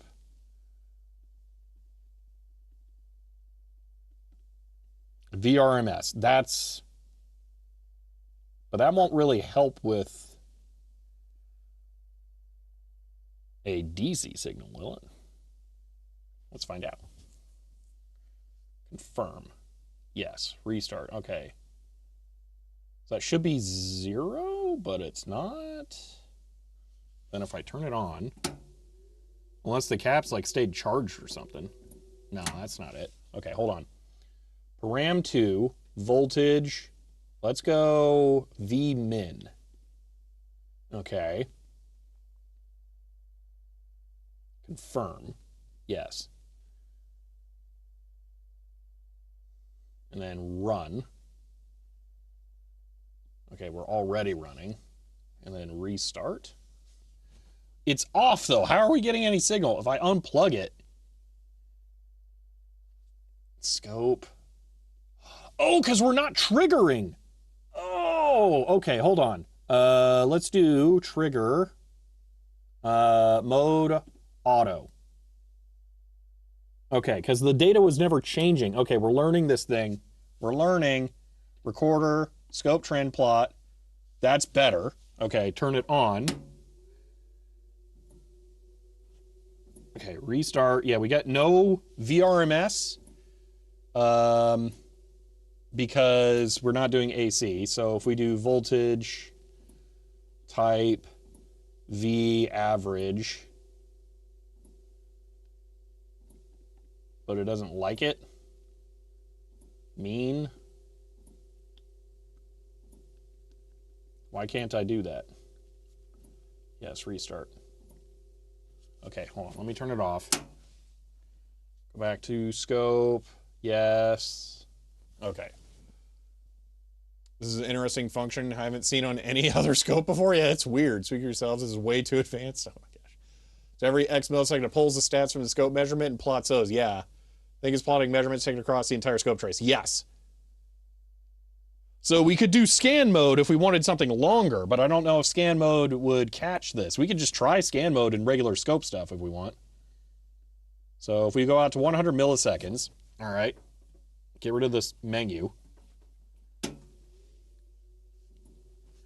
We are not currently reading.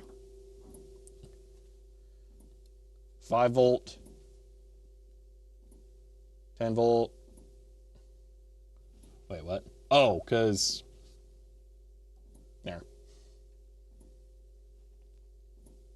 So yeah, it's dipping. But why is it dipping?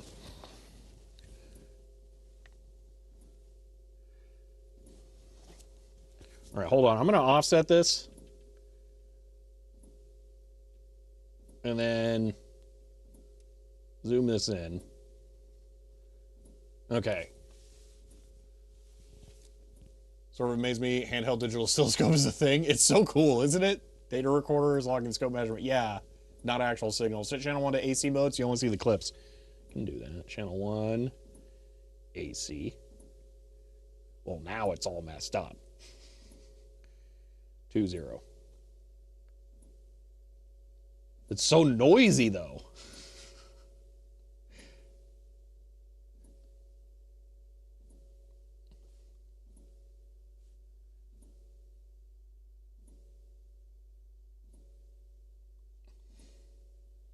Okay. So here's what I'm going to do. And this is where this gets weird. This might have something to do with the motor. I'm going to turn it off. I'm going to move the head out. And then it will boot fine. Because for some reason it's related to the motor only. It's good now. Nothing weird on the power supply. We probably need to look at what rails the motor uses. So local, type. And it already died. But it didn't look like anything happened on there. So out, on.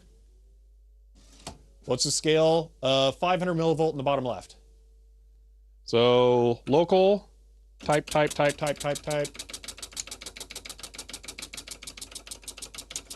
I'm repeating the exact same character here. And that's working.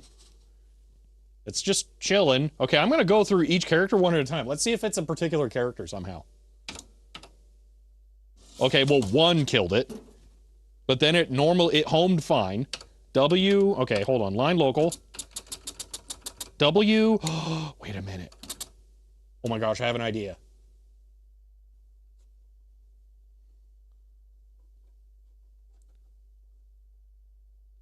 Ooh, I have a thought. We'll check the other connector in a second. W is fine. 1 kills it.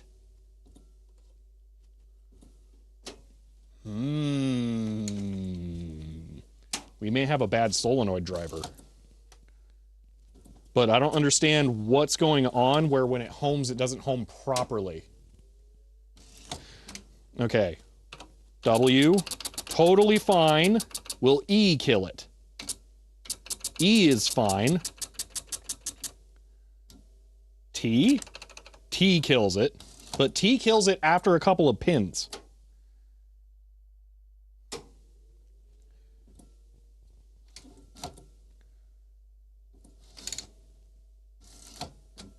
Okay, local, T, and I'm going to listen. Well, T worked once and then died. So T, or local, W, all fine. 1. Ooh, wait a minute, what was that? Hold on.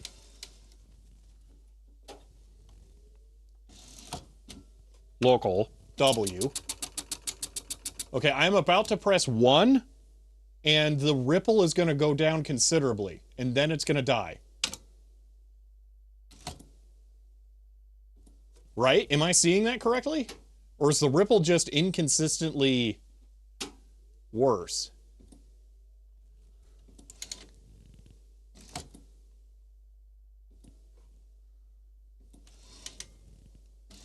Okay, hold on. Okay, so we're in an acceptable situation. Local. Okay, I'm going to press W. Okay, the noise looks about the same. Hold. I'm going to press 1. Yeah, the ripple gets less. And then it stops. Okay. All pins at the same time kills it? Maybe. Okay. So I say we try the 24 volt ones and see what those look like. Rails.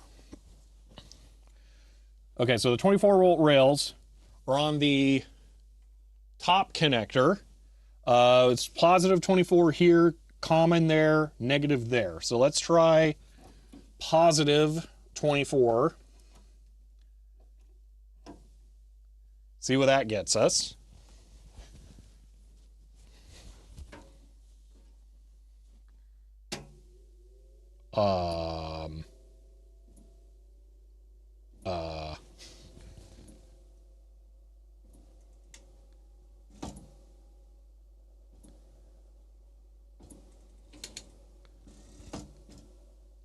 Is that not a bajillion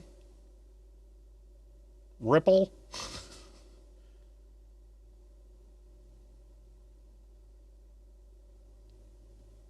Why is there 4 volts of ripple?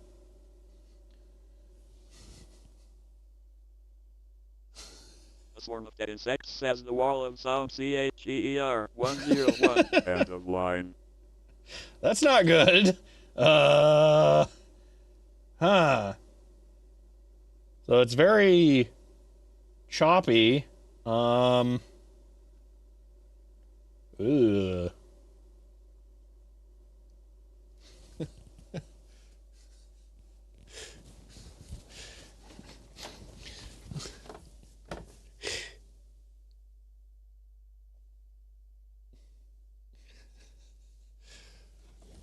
What's the frequency?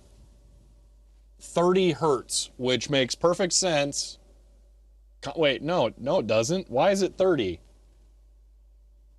Is that half of 60? Because it's probably derived from the mains? No, it's not 30 kilohertz. I'm pretty sure it's just 30 hertz. No, it's 30 kilohertz. What? Why is it 30 kilohertz? Yeah, no, you're right. I was trying to read the number, but the number's really hard to read because Siglent sucks at creating a UI, apparently. If I do this and I invert it, that's technically slightly better. But then it's so bright, can't see anything else. Is voltage rectifier doing what it should? Hey, I don't know. Now, was it not a switch mode? It is. Huh. That's a lot of ripple. Yeah, so 4 volts of ripple. Let's check negative.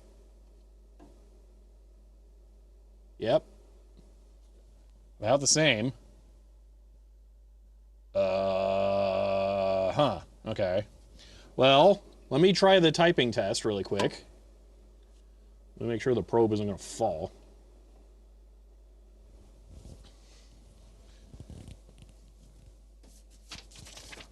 You're measuring before the inductor. We're measuring what goes to the solenoid control board. Guess it doesn't really care since they're only there to power the solenoids and motors? Maybe. I mean, I don't know. Okay, local. W. It's fine. 1. Is that 1? No. This is 1. Yeah, I didn't really do anything weird. Wait, is it? It's not activating the pins when it does that. That's strange. Okay, well, I didn't see anything weird on that, though. Huh.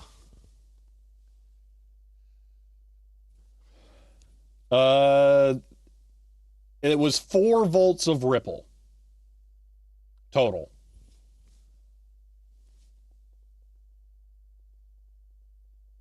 This doesn't care. Okay. Yeah, so it does seem like we need to figure out what's dragging down the 5-volt rail, which kind of sucks. That one's going to be hard. I was hoping maybe there's something else loading the entire power supply, but it does seem like the 5-volt rail is the only one that has anything significant going on. Yeah, we didn't check it. We checked all of the other rails. It's negative 12, plus 12, 24 nit plus, negative 20 plus, yeah.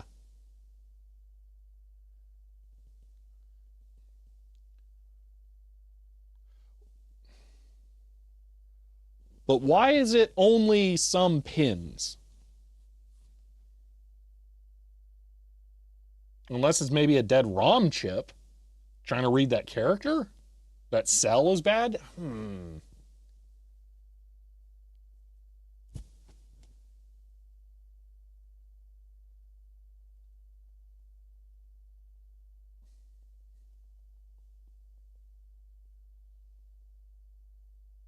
Total number of pins. Try 1 versus E. E actually worked. That was what was super weird. Although it was probably lowercase e. Hold on, let me try uppercase E. this is the other weird thing. So it's currently attempting to home, but failing because it was already close. So I have to push it out and then let it go back. Now it's properly homed and doing fine.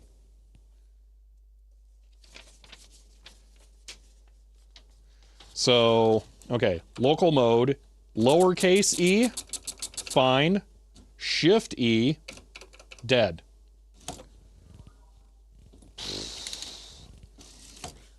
Yeah, it clearly needs some amount of time on a restart to be able to clear out fully.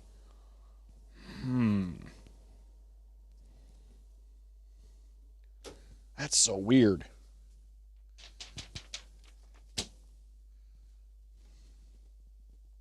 Too many deck, yeah.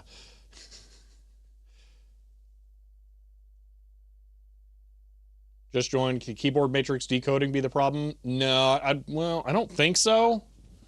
Here's what I think we need to isolate. Let's get the scope out of there.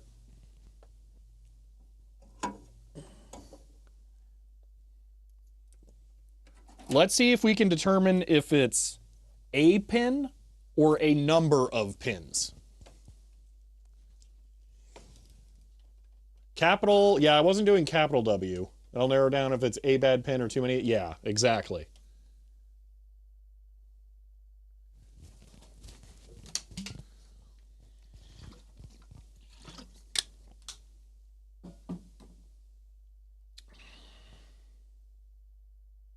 Slash fire them all in sequence. That seems like a good call. Okay, so I'm going to pull that out so it actually starts. I'm going to reduce the exposure so it's not like the sun is exploding constantly. Okay. So power. That works. No, it didn't. That's so weird. And then I can just do this. And now it's fine. I don't get it. You know what? I'm just going to pull this all the way back and just let it slam the pins. Whatever. Okay. Local. Lowercase w. Fine. Slash. Works fine. Backslash. Fine. Pipe. Dead.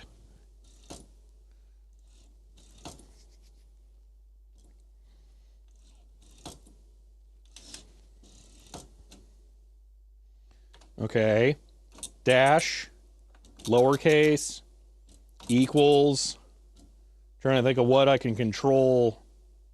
Like how many characters. So lowercase m. That's fine. Lowercase d. Does not, it did 1.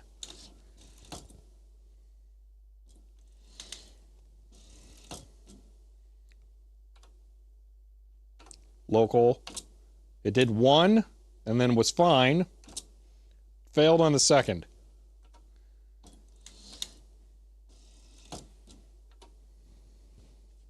Lowercase p. Fine. Uppercase P, dead.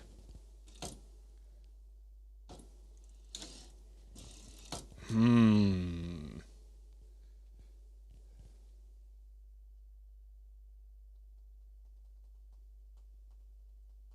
I mean, it's only 7 pins, Ben.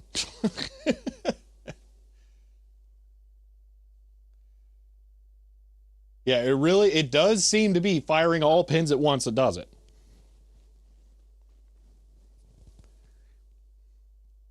Okay, let's isolate part of the problem. Will it boot with the solenoids disconnected? The shift key seems to be working as expected. I would have to put a new ribbon in there to really be able to tell. But if I remove the solenoids, if I disconnect the head, what happens?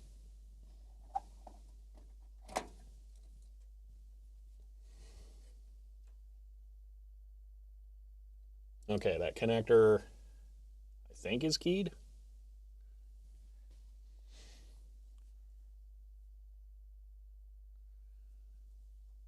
It wants to be keyed. Maybe it is. Oh, it'd be kind of awkward to plug it in any other way. Okay. Turning this on. Let's see if it powers. Actually, I'm going to move the head over.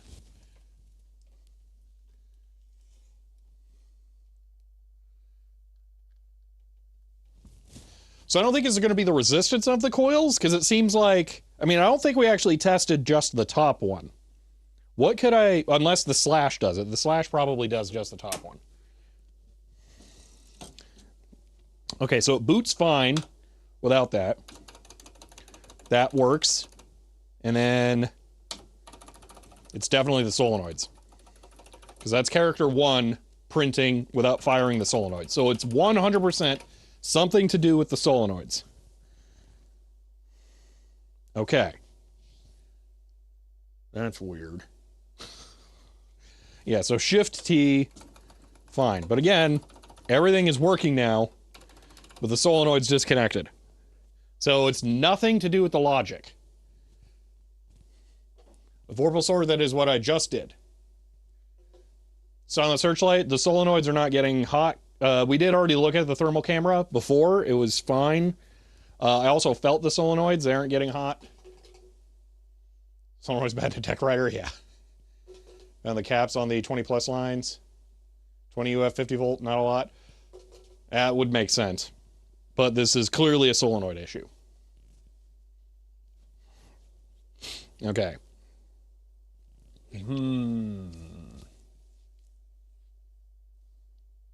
It's a solenoid power supply issue. How is firing all of the solenoids causing that? Yeah, I think that's what we need to look at, Ben. Let's go look at the schematics. Let's see what controls the solenoids and how that could be causing the rails to droop.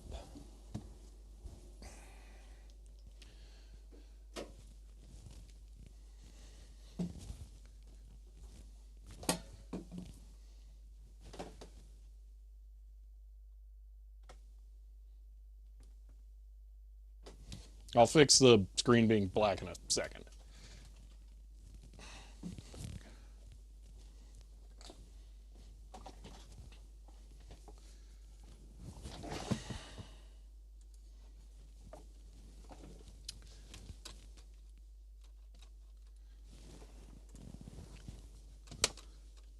Okay.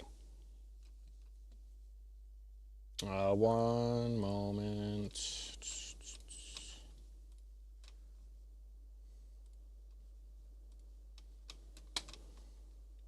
Okay. It's very different driver arrangement the previous model. Okay. Yeah. Yeah, we need to look it up. We need to look at it. All right.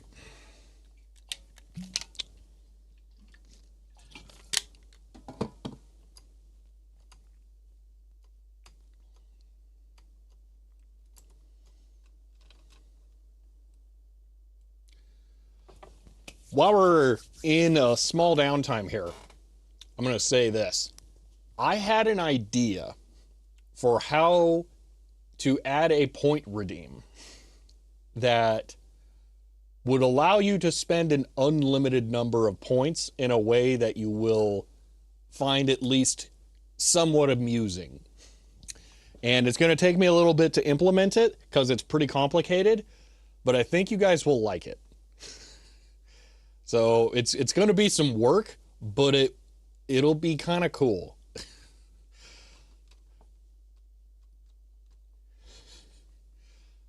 Oh, that's fine, Poot. The offer still stands. Just remind me, and I'll do that. Yeah, I don't want to say anything about the idea because there will be some controversy about it. But it will not require me to do any interaction, which is ideal. And it will offer some level of exclusivity. Okay. Power supply. Okay. Weirdly, that solenoid split 5-3 across, 2 power regulators. So why are there 8 of them? What do you mean 8? Are there 8 solenoids or 8 regulators?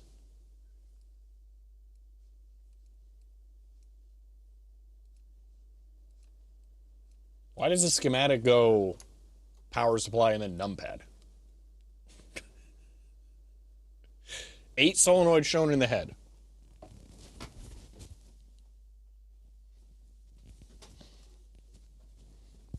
There are definitely only 3. 100% only 3. Or 7, I mean. Let's look at the bottom row. There's only 3 on the bottom row.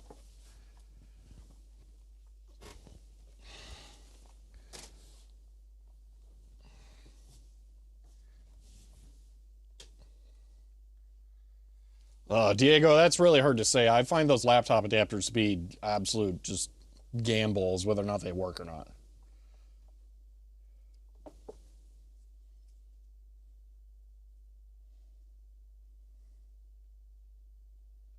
Okay, let me look through some stuff. All right, so yeah, what do we got over here? So is this it? Is this what you're seeing? Those are LEDs. Then we have the thing there.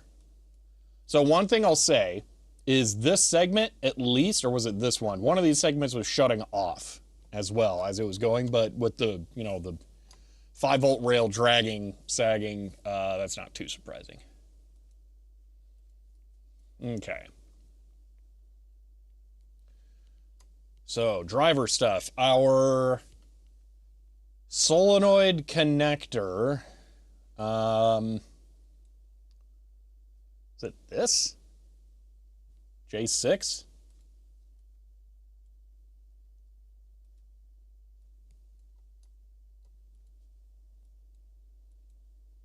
Page 47, all right, I'm getting there.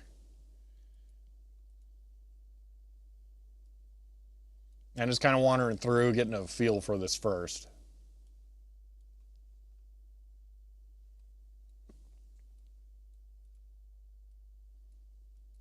Dude, I really, really, really did not think that the 3 was going to lead to more nightmare troubleshooting.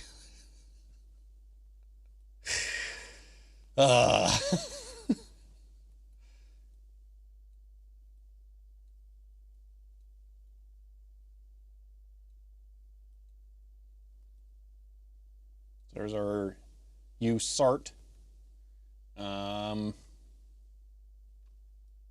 It's probably RS-232 output. No, that's parallel. Okay, that's going off to, or going in to this to communicate out to the external stuff. Okay. Yeah, there's our EIA, TXD, and probably RXD somewhere in here. RXC, yeah, something like that. The current draw in the mains when it happens, not easily at that level of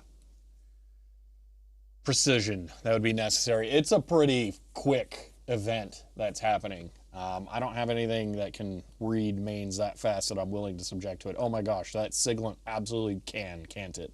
Well, it can't read current. Not like that. No, I'm not doing it. I'm not killing that thing day one. All right, 47, here we go. External print head, 1, 2, 3, 4, 5, 6, 7, plus whatever this one is. So what is this one that just goes straight to ground? I think that's what you were seeing, Ben. This is whatever this is. That one's like bonus one. Maybe there's something else that's weird up there that controls something. I'm not against a current clamp that can be plugged into the scope. Technically, I think I have one, actually. I mean...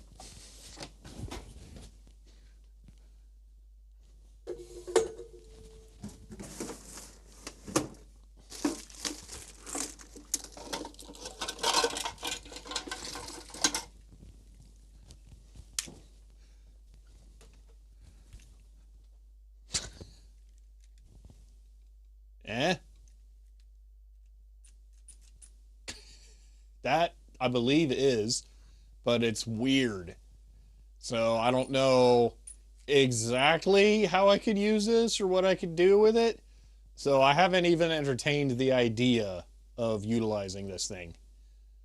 Because, yeah, it's wonky. I'm not sure what it... Yeah, it goes... CHER 100. It's weird, and you own one? Shocking. End of line. So it goes to this thing, which obviously requires the 7904 to work. So one day, maybe, but not today.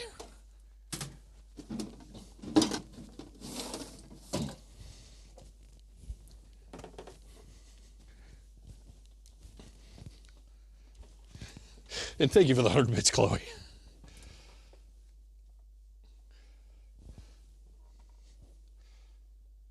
Seems to go nowhere. Yeah, it's weird, though. Why is it there? All right, well, let's look this over. Where does this meet that? So 5 volt into whatever DC 950 is, E40?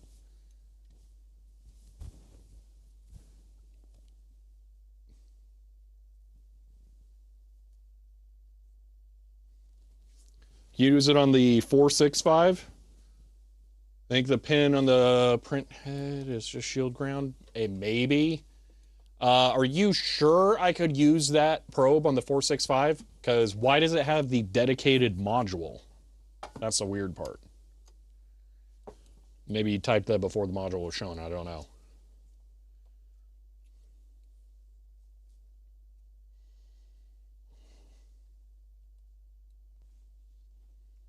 This is LA 120, yes.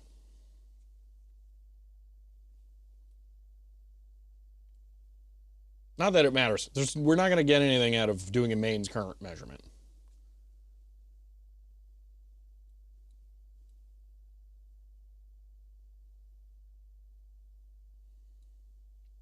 Technically, it's plugged into a kilowatt, but that's just slow, so it's not going to be helpful.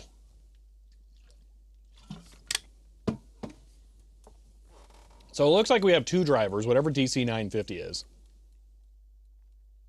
One is driving 3. The other is driving 3? Tip 121. Okay, so we have Darlington transistor packs that are driving this. We have the flyback diodes here. Looks like they learned that they can use one bigger Zener diode, maybe? Probably back here. Wait, why is this just like a regular diode? Bottom right of each, tip 120 might be instructive. This? Yeah, no, not that. I noticed it wasn't a Zener, but then they have back there. I don't see the flyback stuff on this like on the other one. This is much more simplified, it seems like.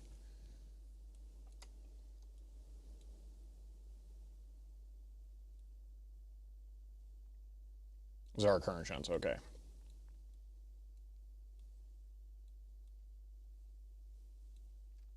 I don't know what that is going to be. Q28 acts as a power Zener diode. Okay. Weird. So is this basically an electronic load then? Like this is trying to pull current?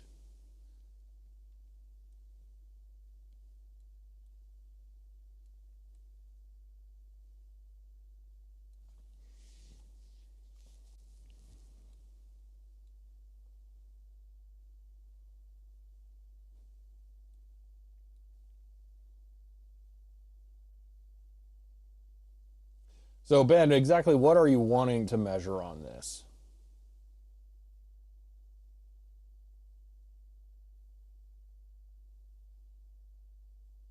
So like what is the differential that you're wanting across the resistor? To see the minus 24 volt rail essentially into the tip 121?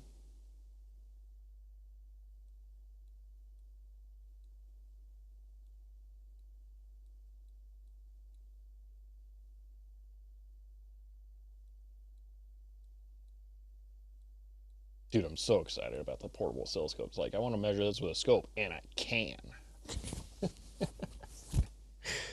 So it might be worth watching those, see if any one of them looks different from the others.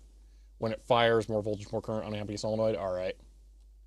Can see that, yeah. Maybe one. But then... It could be cumulative. So I think I saw this thing is switched for 120 volts, unlike the other one. So we should, in theory, be closer to our actual power rail, and then it's switch mode, so it's better regulated instead of just, you know, whack it through a transformer with some diodes and big caps. She'll be all right. So, okay. Yeah, this one, you unplug individual solenoids, not trivially. I would essentially have to depin the connector. But what we've been doing, Sanity, we tested different characters that had different pins in different arrangements, and it seems like when we have all pins firing at once is when we have the problem. So an uppercase or lowercase d that has the descender, that, or not a descender, but the flat line that it starts with, that fails it. The number 1, that fails it. A slash, though, that goes through all of the pins, one after another, does not have the issue. So it's not a particular pin, it's a combination of pins.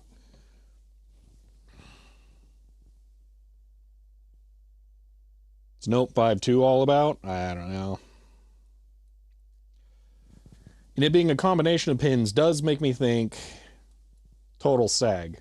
You know, we were AC coupled on the 24 volt rail. We may not have seen a DC sag all that much. Maybe I should test that.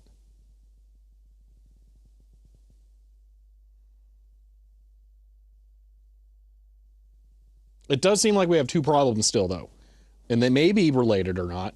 Why, when the head is close to home, does it not successfully home? What power supply is the motor using for the advance? Oh, here is the solenoid layout, by the way. So there's 7. Yeah, what's the carriage motor? What's that powered off of?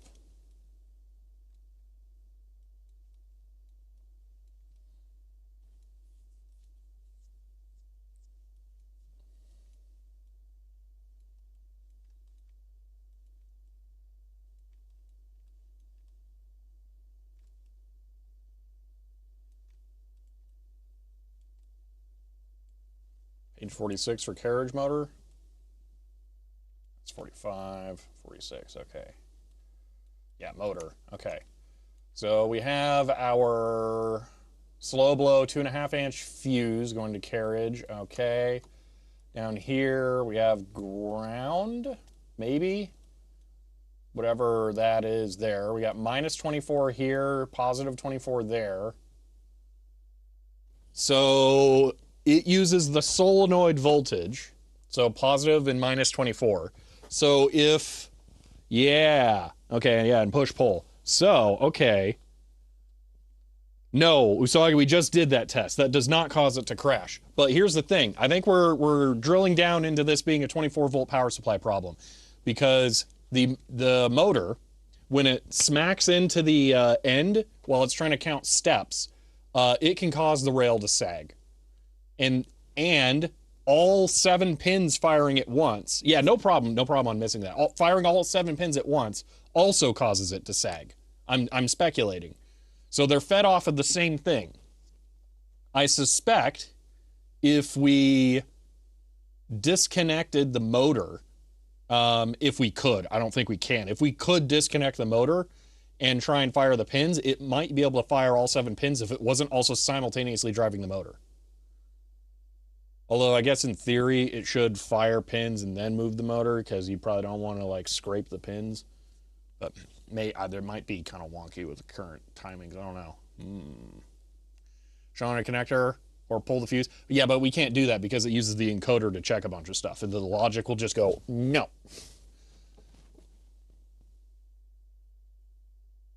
Yeah, exactly. Yeah, I don't think it would work without that. Okay, I think we go probe the positive and negative 24-volt rails a little more closely. They are shared common, so we can do that on the 2 channels of the Siglant.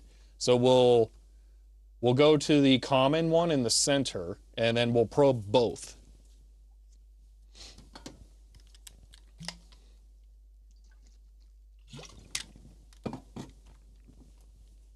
And I want to focus on not the ripple this time. Just assume that the ripple is fine. The ripple might actually be doing a number on the capacitors. That's a lot of ESR.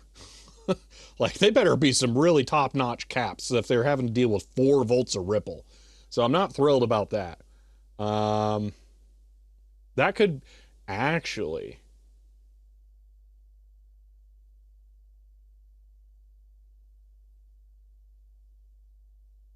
Those caps could be toast.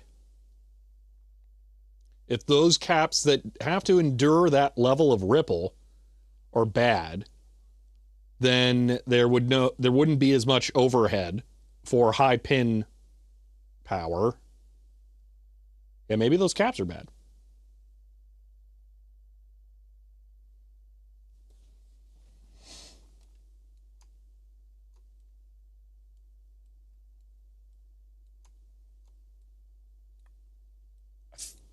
I feel like it's sensible to maybe do a cap test instead of a power supply test, Max, actually. Because we've clearly isolated to the 24-volt power supply at this point, I feel.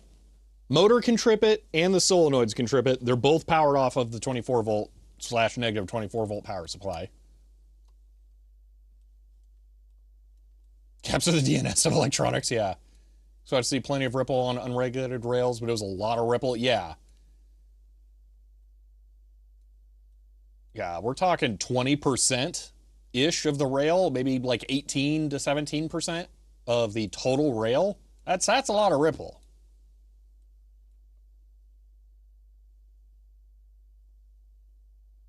AC waveform only? Yeah. Oh, this is the current clap you have. It'll work with any scope with a 1 meg impedance. I don't remember what exactly it was. That surface manual is way too new.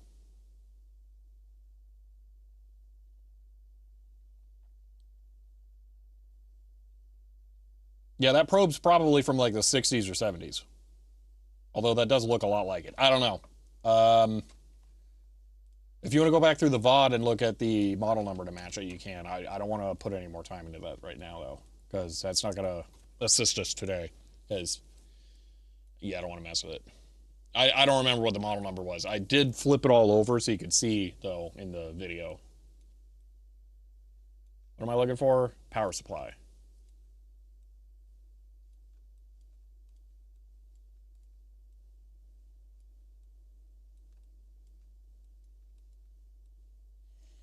Thought you reformed the caps on this guy? So, could it be? Majenko said that it was different caps than the ones that I reformed because they weren't that high of capacitance. So I only reformed 2 because there were some gargantuan monster ones that were 250 volts. I can't do anything with those. But then there were some that were only 28 volts, which that sounds a little bit like it would be perfect for the solenoid rails. I reformed those more like you would. I just put them on a power supply and kind of like turned them up slowly because the person who gave me this thing said that they had turned it on recently. So I was like, well, why bother with the full reform setup? Because I also kind of messed with it because I pulled the some of my test equipment off and it messed up my GPIB setup. So I would have had to put all the programming equipment back in place.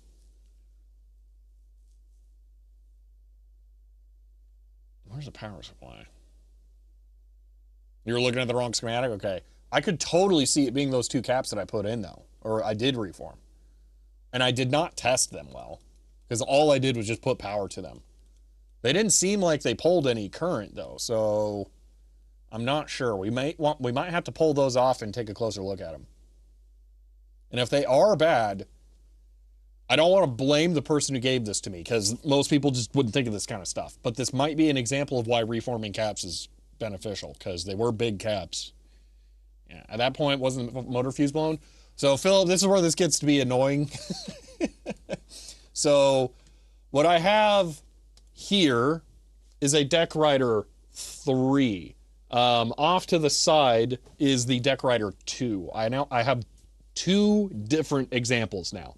So the first one we worked on a while ago was the 2 that had the bad fuse, it had the bad diode, and that had the smoked solenoid. No, the 3 did not have a blown fuse, no.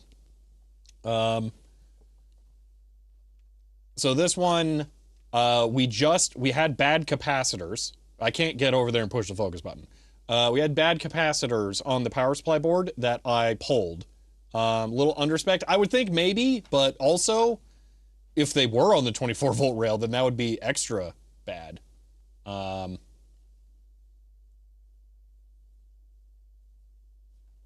would almost expect maybe using 50. Yeah, I can see definitely 50.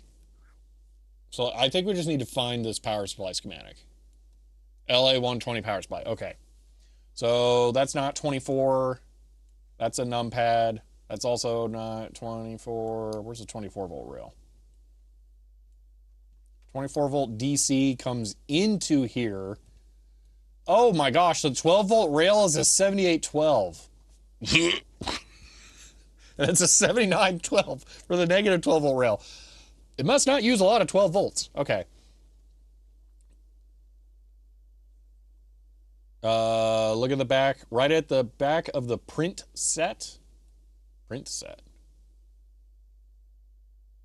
Looks like 14, page 61. Okay. 61. Okay. I'm seeing transformery stuff here. 12 volt rails generated from 12 volt DC. Yeah. So it is looking like on where I was that everything else might have been derived from 24. So if we lose 24, the whole thing just collapses. So yeah, I think we might be onto this. My brain is fried here. Hold on.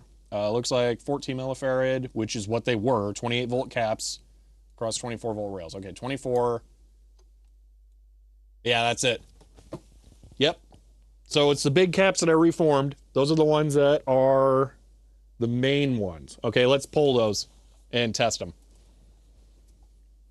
Yep. I think we got to check those. We're probably gonna have to actually fire up the leakage current tester now. For real this time. I forgot. Wasn't there something weird about it? I don't remember what it was now. But yeah. Okay. We might have some dead big caps. That'll suck. Yeah. You starting to feel like maybe deck stuff isn't she'll be right if you just turn it on now? So I was up here. Okay, hold on. What's 5 volt derived from? So 5 volt, we get whatever T18 is. Okay. So let's go back to page 61. T18. That was page 26. I don't see a T18 there.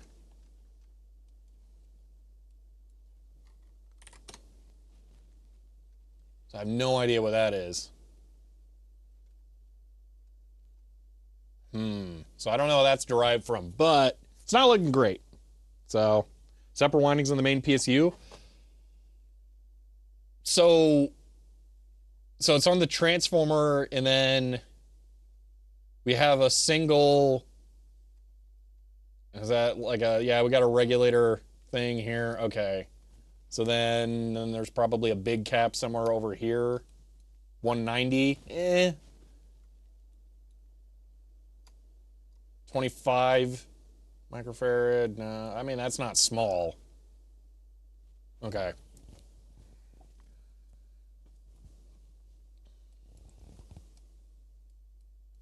$61. So it's just, it's a separate tap though, right?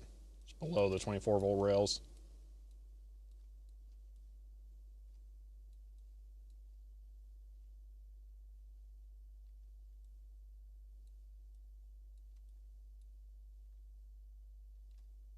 Whoa, wait, what? So 8200 UF, 6.35. There's another tight one for you.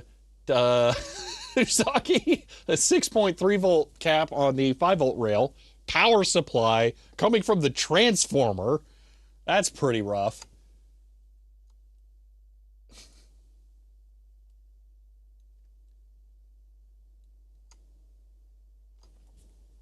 You know,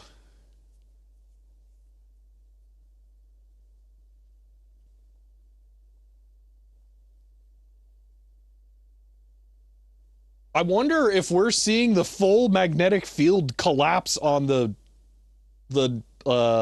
secondary, and that's what's dragging down the 5 volts. Maybe the 5 volt killing the logic is saving us from pulling more current and like tripping the breaker.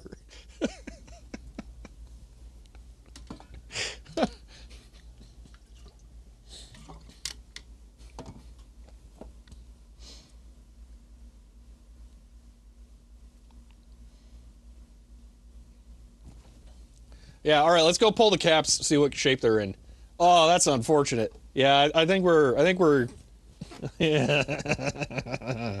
Bad. Okay. Got any spares? No. At least I really don't think so. Those are big, but they're not gargantuan, so I don't think I have those. All right, I'm gonna put on gloves for manipulating this power supply because, again, the coating on it's really unpleasant. Let me get the scope out of there. Dude, scope actually useful.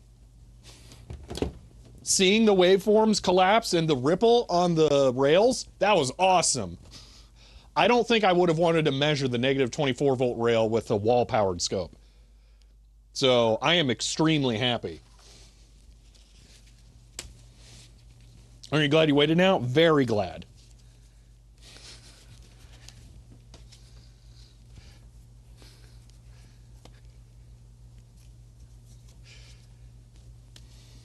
What model did I end up getting? This is a Siglent SHS 806.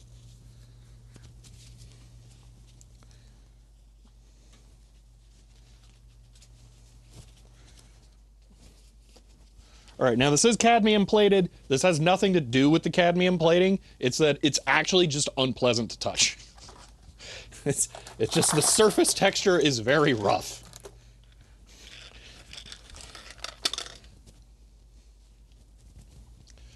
C5, 7, and 8 look like it'd be worth double checking. I don't know. Let me go look at the schematic again really quick here. 5, 7, yes, 8. Oh, 8 on the 5 volt rail. Yeah, that's not a bad one to call out. Don't lick it, yeah. Interbox VT, same, just feels filthy somehow. Yeah, no, it's especially bad right there. Like, I don't know if the mic can pick that up. That scratching sound from just touching it. It's weird. Let me grab the longer ratchet, use that as a socket. Transformer schematic, see no obvious difference between the revisions. That's good to know. Okay.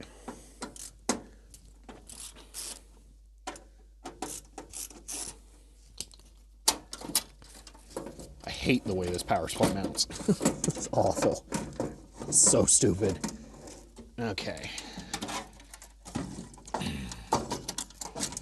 If I were braver, I would consider running it like this and then using the thermal camera on those, but I'm not. So we're just going to pull them and test them. Let me put the Stabius Maximus probe away here.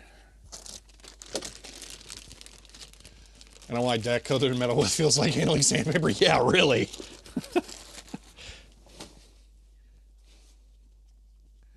Okay.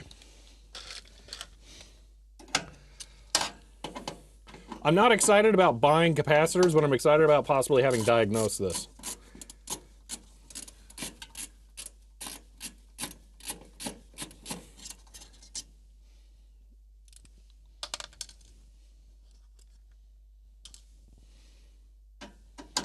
These will be the single most expensive capacitors I will probably ever have to buy.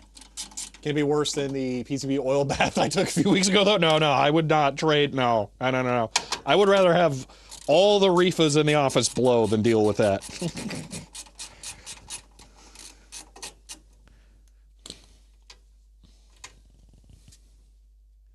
You don't want any of those microscopic pieces stuck in your skin? Gloves are a wise choice. Yeah, exactly. Yeah, the cadmium plating with the weird texture, not a tremendous combination.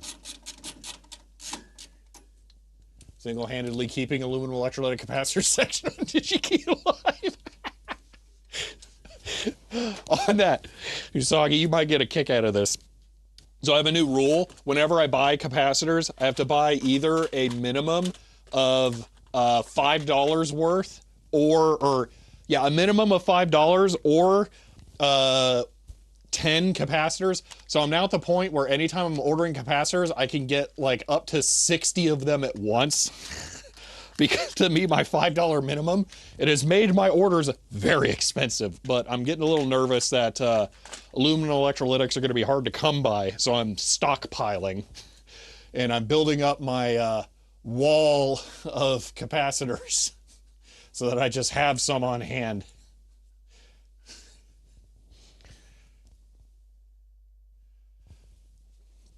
Going to be ordering 30 soup can caps? Oh, don't worry. Well, it would be a minimum of 10 of these, but no, I'm going to order one a piece of those because those are probably going to be $20 capacitors at least.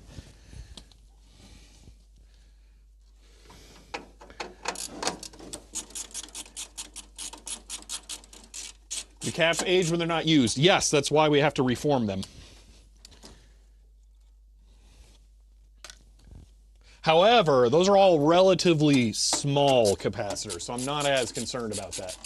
New rule, no new rule has ever survived contact with the price list. Well, yeah, really. I think it's pretty fair to say if a single capacitor beats the price rule that it's exempt. There we go. Okay, let me undo all the connectors. At least this is properly connectorized, so we don't have to have like weird wires hanging out of here. Capacitor industry's like, why are we suddenly selling triple the amount we normally sell? Yeah. Hey, if it keeps them in business, I'm happy.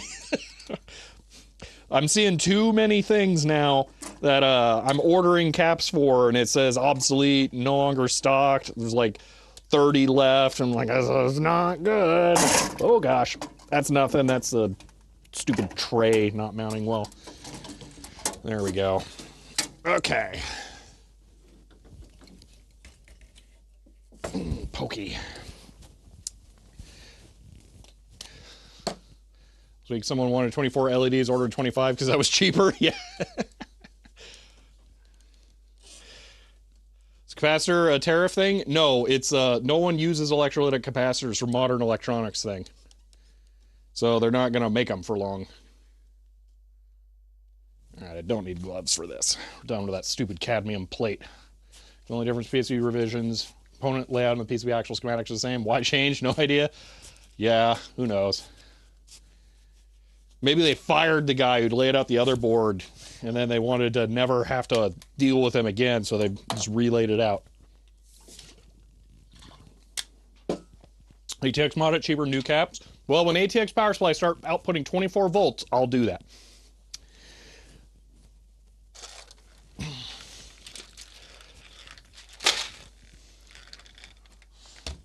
Great purchase.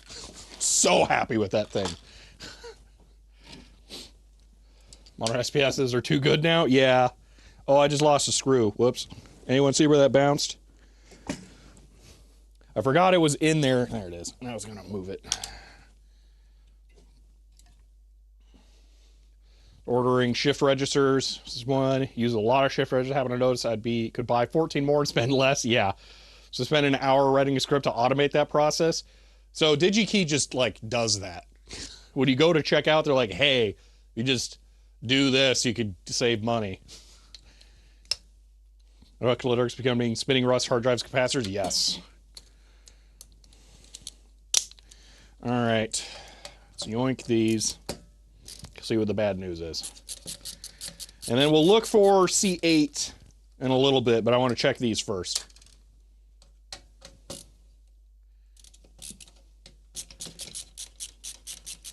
It's gone under my bed with the other ones, even had to bounce through. Hold on. I'm not sure what you're saying. Or from Farnell 10 years ago, they didn't suck so bad. And B, they give me a $250 gift voucher. I mean, it's hard to argue with free money, so yeah. $250 gift voucher now, though, would only get me like through one order of capacitors.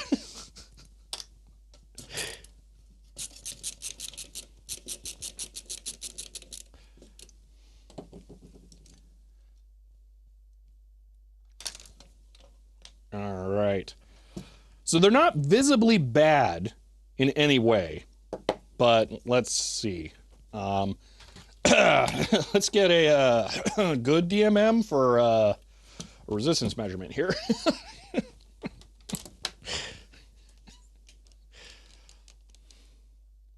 And then I'll pop out the surprise in a second, because there is a surprise related to this.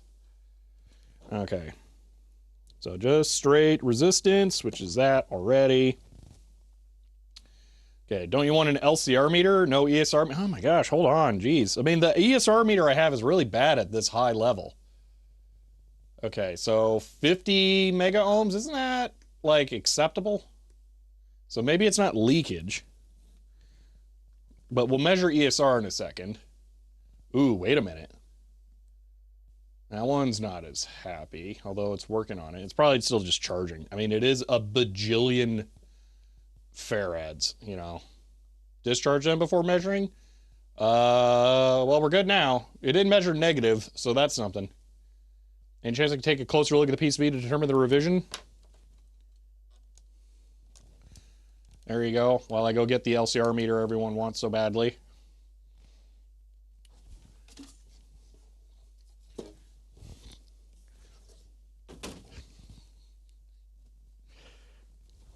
I put that somewhere different. I think I put it in this drawer. Take that panel. Okay.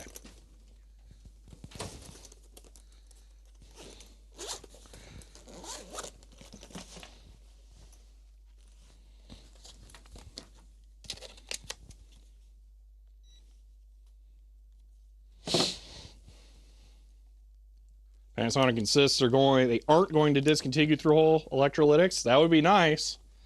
We'll see.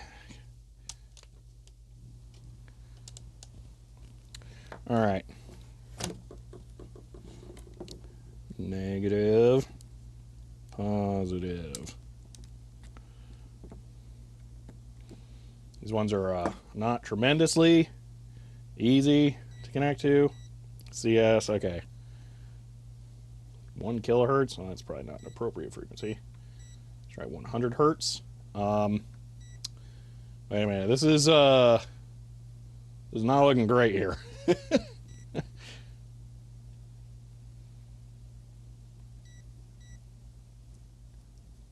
162 ohms of ESR at 1K, reading 67 nanofarads.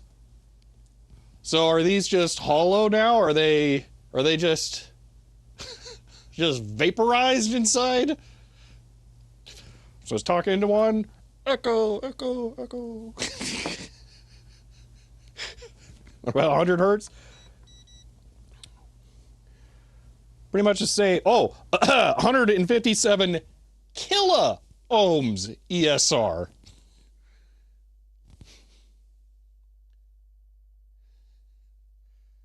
So test faster.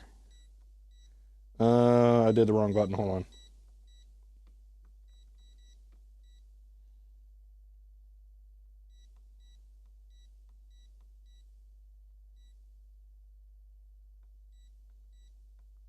$10K. So 9 ohms ESR, 62 nanofarad. It's turned into Crystal Pepsi. Yeah, Electrolyte has left the chat. Yeah. I think we are, I don't know if these are internally shorted or just straight up depleted. Place those in the ribbon in your home. Yeah, I think so. I think there is zero capacitance on the 24-volt rail. Are these part of the power supply? They are quite possibly the most critical capacitors in the power supply. You have a known good one you can compare to? No. Not of this size. Oh, this is gonna be bad. Let's try the other one.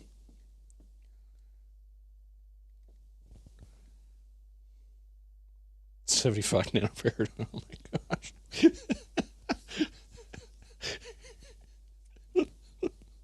I have never seen capacitors that degraded.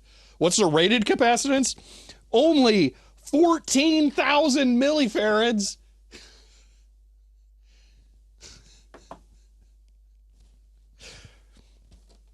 Yeah, I can giggles test. I never used the capacitance mode to the point where I didn't even know it existed. Like, it doesn't even give me the option. Like, how do I switch over? Menu, cap. Oh, negative, positive. The Fluke 287 sucks for this, though. Like, same rating. 90 nanofarads. It's lost a whole bunch of zeros, yeah. Do you explain? This explained why the printhead solenoids aren't working? Yes, because it tries to pull power from this, and there's none. This is like having an electric car with a 3-foot range battery. NEODRAGON 90 SIZCHER 100 that cap is orders of magnitudes dead. End of line. Yes. Neo Dragon, thank you for the 100 bits. Time to reform them? We already did. It did nothing. Just pull the little plug and refill it. You know, if I could, I would try that. That would be cool. I would test that. Just maybe pull the plug, put some pickle juice in there. I don't know. Is it just the one it's bad or all three? Well, it's only the two. I don't actually know where the third one is. So we'd have to figure out where C8 is. Maybe it's this one or that one. So it's an 8200. So this is 8200. That one's 21. So this one I would have to desolder. Is it a proper 3-pin? Might be. Since we have 2 on this here. Would it be fun to put that on your reforming setup when you recommission, just see how bad the curve looks? Absolutely. That would be, I would love to do that. So yeah, we need to get that set back up. The other machine has a different supply? Yes. Might as well pull it and check. Yeah, since I'm gonna have to order these, maybe I should, I don't know, yeah. Since it's on the front end. What's that other one? Let me read the rating off of it. Let's see where it's at in the circuit. So that one's the 82. This one, it's closer to the transformer. It's a 21,000 microfarad. You have an hour and 10 left today. Oh, we got plenty of time. And I think we're now waiting for caps for this, right? Oh, yeah. I'm not looking forward to that. Okay, 21,000. Where is this at? Looks like it was closer to the transformer. Do they even make caps with screw terminals besides the coil? Yeah, that's actually going to be kind of a complicated thing I'm going to have to figure out, so that'll be fun. Probably going to take those in a... well, actually, we probably have enough time to order them today. I'm not seeing that cap anywhere, so I'm not exactly sure where it is. They still have screw caps. Let's put Gatorade in it, yeah. Which means we're playing Link to the Past randomizer next weekend? Maybe. I don't know. These might be the kind of thing that are going to be a little difficult to order. Yeah, I don't see it. Which cap? 21,000 microfarad. Grease-proof paper Reynolds wrap. Okay. For who says CHER 100. Waiting for caps is now so common. Maybe it should be a sign next to the drawers of components. It be always lit up, but end of line. You say that, Chloe. Okay, I would kind of be okay with like some kind of stock tracking thing, like where if it gets down low, it's like that drawer lights up, like order more of these. Maybe it just like emails me about it. If I could do that, I totally would. We work on the Sony next weekend or the Brother? We could, yeah. The biggest problem is that this thing is just right here. Like there's nowhere else for it to go right now because it's gonna be half torn apart again. I don't want to mess with like leaving stuff out. Oh yeah, so here's the surprise. I want to get this going. So like that seems handy, doesn't it? I might just be able to plug it in and have it work. I don't know. There's stuff in there. Beep, beep. Yeah, these want to be turned off. Hold on.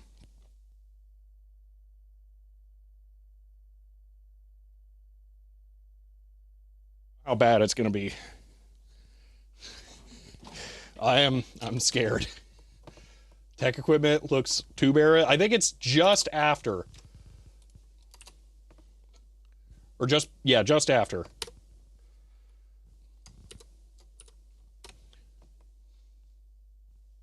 Would recap that as well. The things for that have just worked.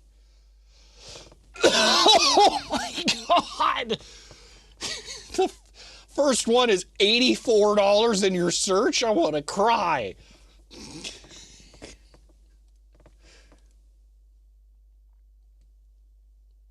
I don't think those are screw mount though. Okay, I see one that's 16. I'll have to look through that a little more. Yeah.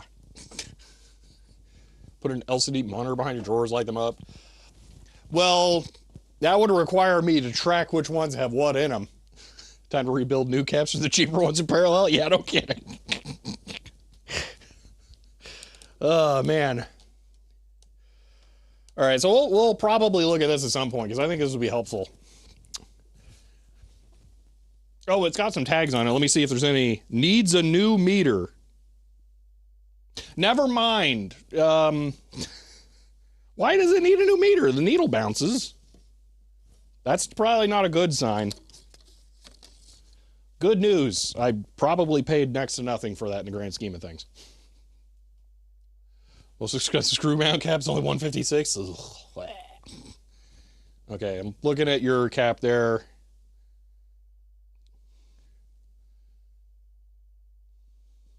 $18, so I nailed it with the cost. It's gonna be a $20 cap. Oh, that's gonna hurt so much. Which are the screw mount ones? You can mount flying leads to the board, zip tie caps to the frame. I could. All right, let's pull the one because that's also on the screwdriver's not gonna help. It's also on the transformer output. Could have high frequency going through it. Well, Vorpal Sword, in particular, these are exposed to a very high amount of ripple. That's why this one is suspicious, but if we don't see this one, it's not as suspicious. We could pull it, but that one is going to be exposed to really high frequencies, just like these, which are brutal. Like, I actually wouldn't be surprised if these were out of spec in that circuit. Like, that would not... we could totally see that.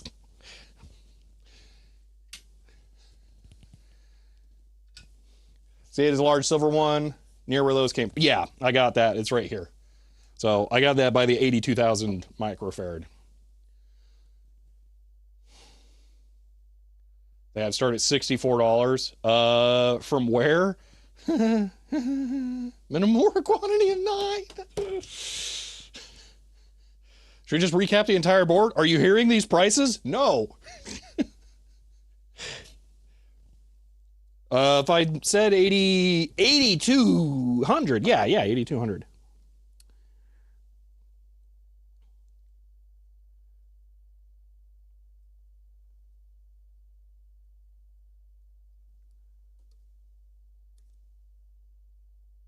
Yeah, if I said 82,000, I meant 8,200. Probably rig new power supply cost less. Yeah, if it's actually going to be $84 a pop, I don't know what we're going to do. This is going to be an endemic problem. Every single DECWriter 3 is going to have this issue, so it's not like I could just go get another one. It's possible this one was left on for a billion hours. Actually, it probably was.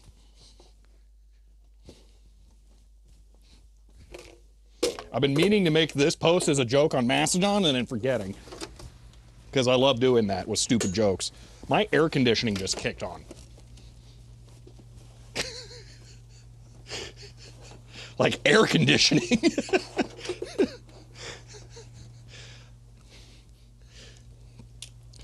This monitor came from the same place.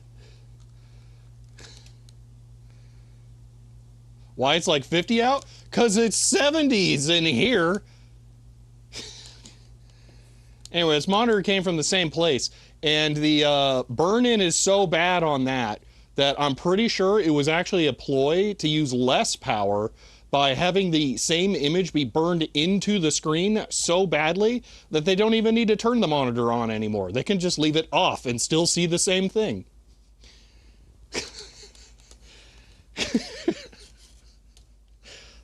It's not even that old of a CRT? No. Where do I find all this stuff? In this case, it was just given to me. Yeah, life hack. This is the only black CRT I own. I knew that this burn-in was this bad when I was picking it up, and I was like, I don't care. I just don't have a black one. If this was good, I would put it with the Linspire PC. I don't know what the image is going to look like when I turn it on. If it's not that noticeable, I might. Because I think that's the most appropriate monitor to use with that. Maybe with burn-in is even the most appropriate thing for the cheapo computer. Rev F of the PCB layout? All right. You have a terminal like that? Yeah, terminal's got that really bad. But yeah, so that monitor came from the same place as this DECWriter. So I could totally see this power supply having been left on for decades.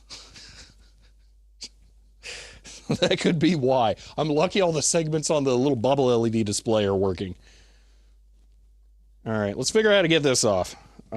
Oh yeah, the first thing I wanted to mark the position. I'm gonna be bad. I'm gonna Sharpie it. I don't normally like Sharpieing it, but I'm not in the right frame of mind. I won't pay attention well enough.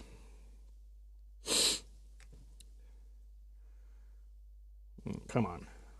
Release. I think this has the thick tabs, making it a little bit difficult. Have a couple of black CRTs, one compact, one IBM. Ooh, nice.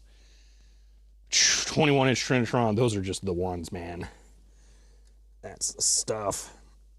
Although I do tell people that a 17 is probably the optimal one to go for. But if you're going all in, 21.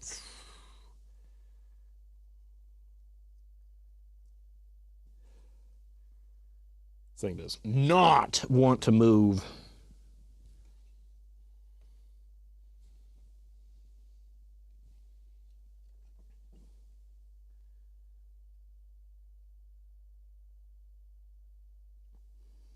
Ow! The solder was hot.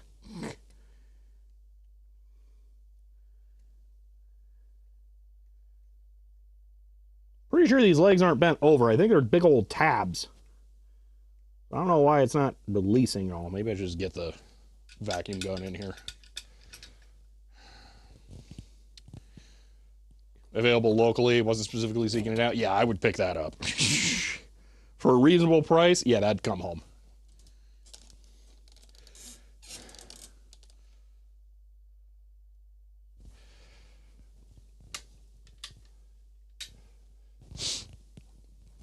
Well, I'm going to try and use the heat gun to just remove the solder. We'll see what that does for me.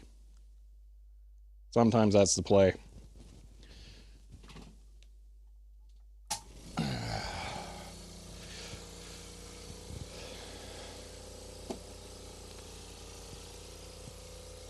Where's my coffee? There it is. Wow. Compactor's computer reset? Ah. Oh, that's nice to have the matching monitor, though.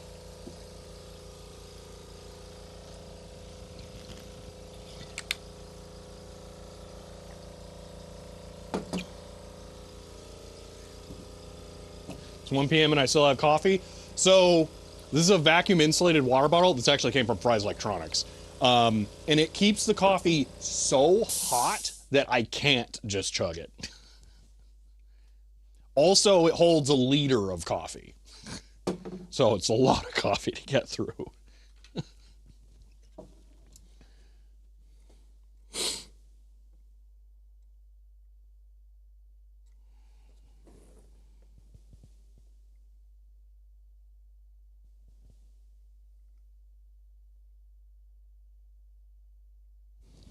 Yeah, we're not heated yet. Now with that attitude, you can't, yeah. I don't like this desoldering tool. It doesn't moo. Apparently, I gotta see this mooing desoldering tool. I'm not getting this.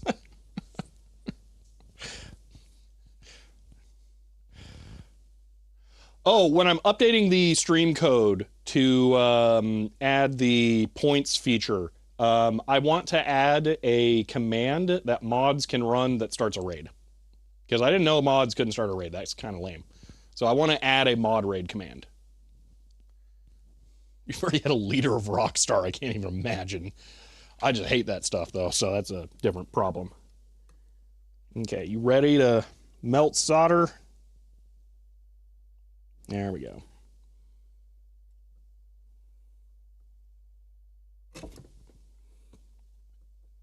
This is a awkward angle. You know what? Maybe let's make it a not awkward angle. All that have to be said is editors be able to read. Oh, well, if it's that easy, that's fine. I can do that.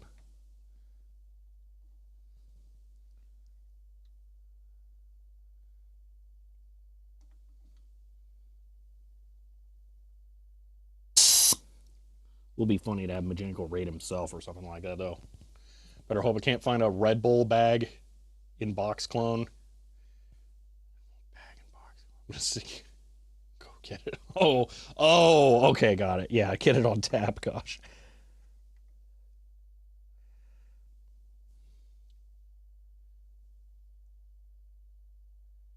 That's Sanity. That's what I'm saying. Yeah. So I would set it up so they could run a command that would trigger the API to start a raid.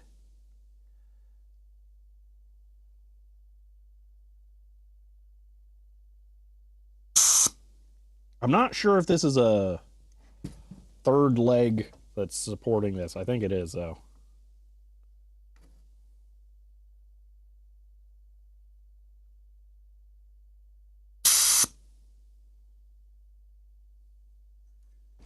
Gosh. Oh, it's not tabs. They're bent over legs again. Dang it, Deck.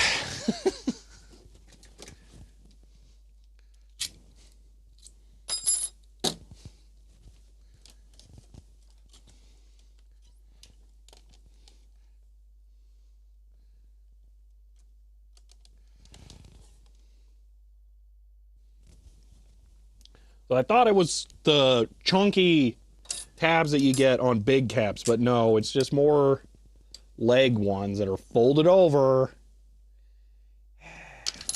Yeah, this is pain in the butt. Hate these.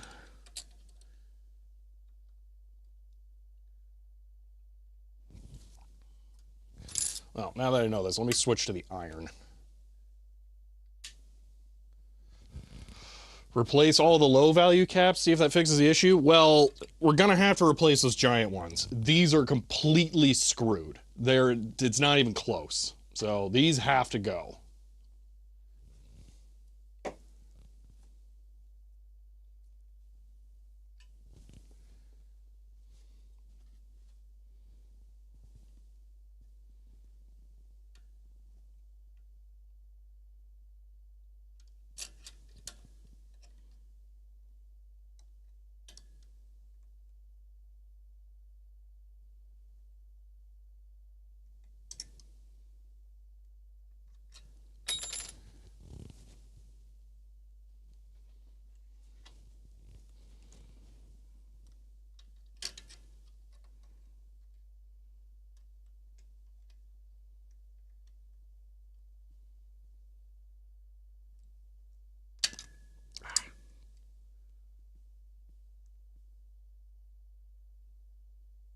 There we go. All right, and the last stupid one.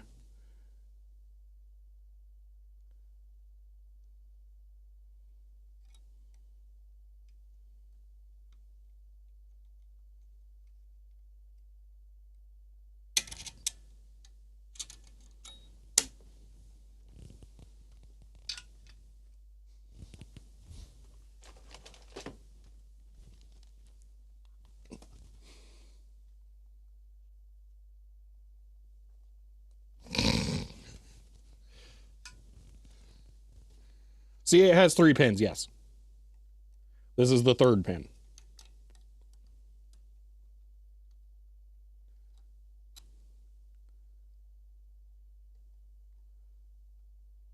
But I'll tell you, this plays out pretty well. I use this strategy a lot. I don't know if I can do it on this one that I haven't removed as much solder, though.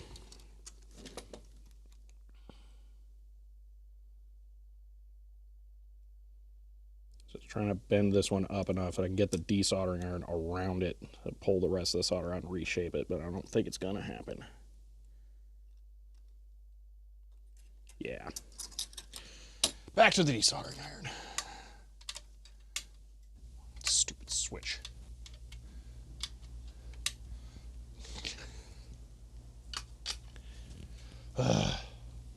ESR roulette, place bets now.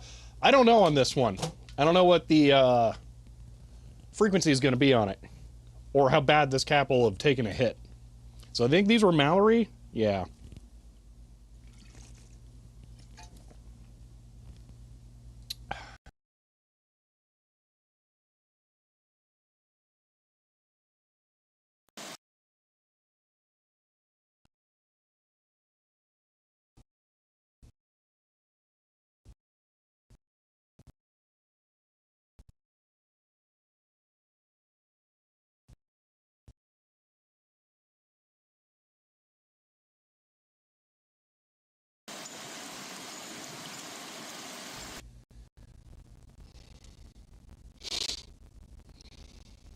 Use that blade like we have universal healthcare.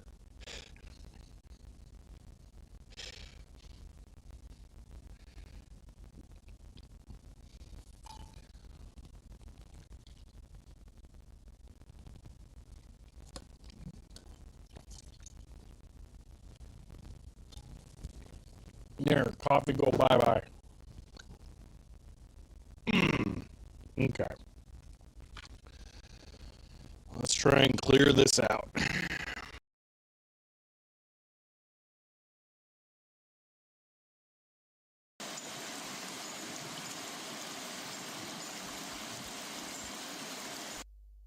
Okay, how is that? Also, I should probably do this. There we go. It is rain weather today, which might be why that happened. I think we actually lost connection there. Okay.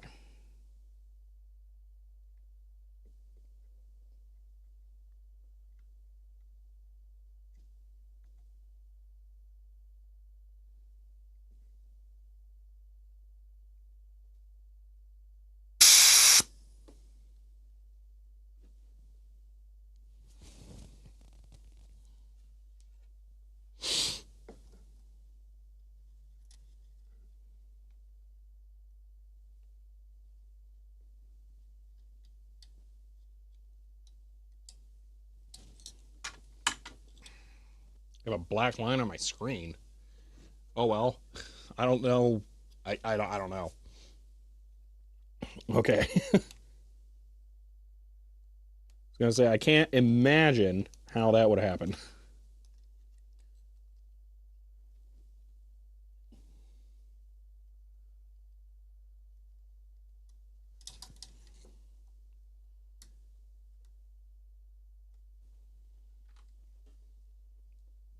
Laser blade's so sharp we got through space time, but this one in particular is not very sharp. For the record, my goal here is to use this as a wedge, not a lever.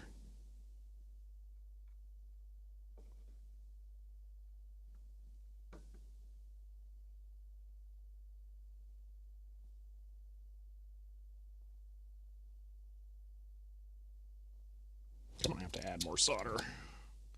Add more solder so I can remove more solder.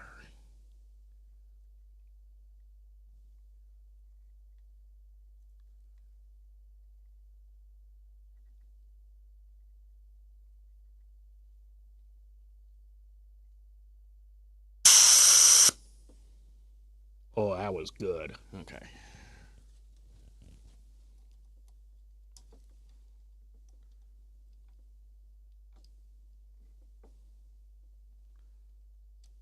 Oh, that should be possible.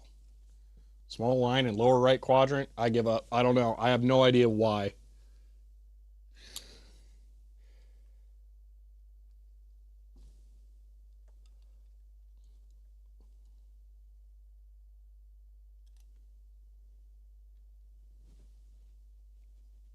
Oh, this is rough.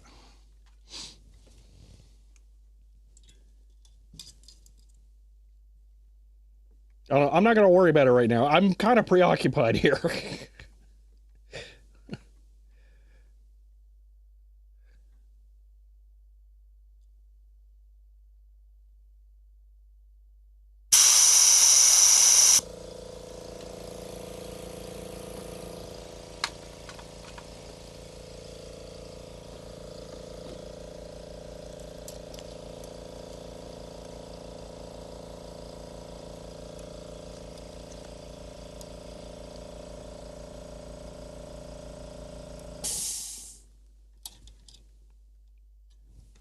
Oh, I hate folded over legs so much.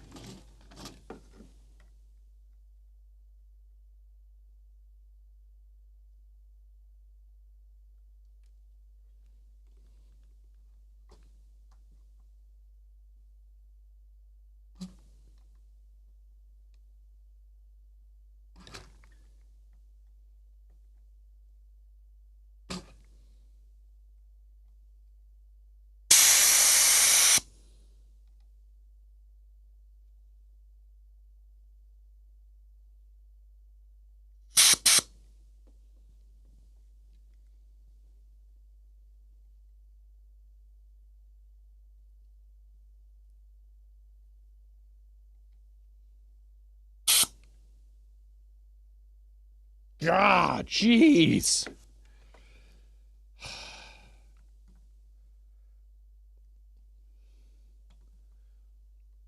This one, I don't know if I got that one high enough for this.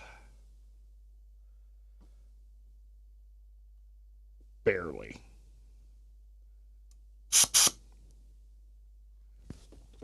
That one needs more. Oh.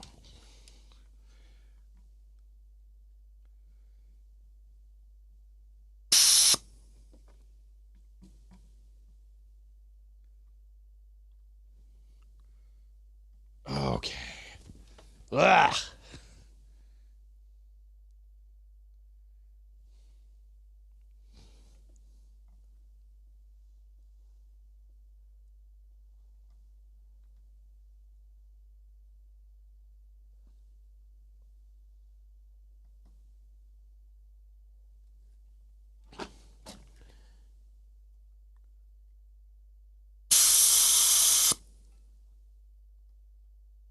The cap is hot.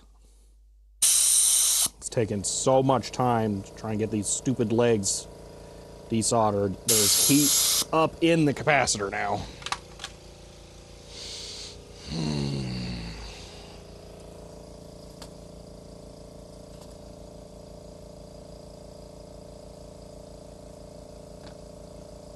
Gosh.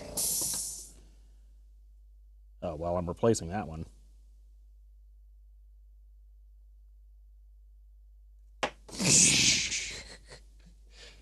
Yeah, we shouldn't see yellow goo along the plug. So, yeah.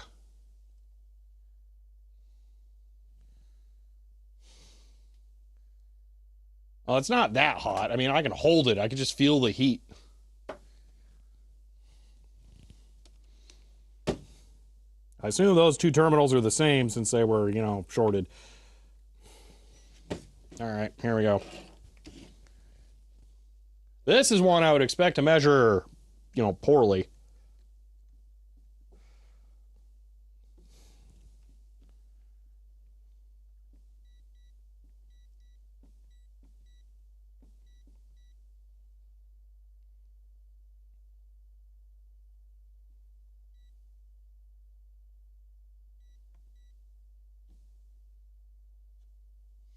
Um, is it that toast? Are you kidding? I'm gonna have to stick a regular capacitor on here just to verify that this thing's like actually working right.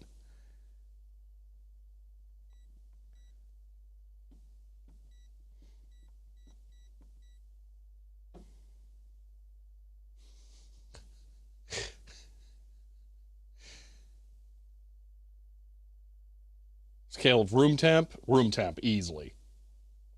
Yeah, my steering wheel's definitely been hotter than this. I'm not looking at this thing thinking I could bake cookies in that.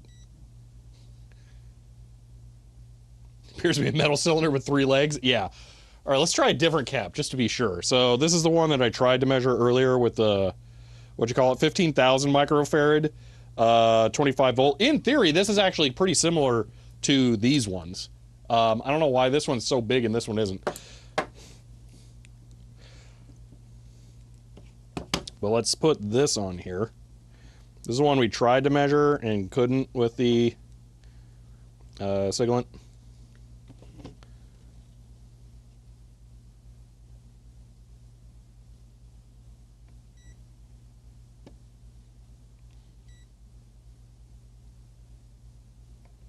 Hold on.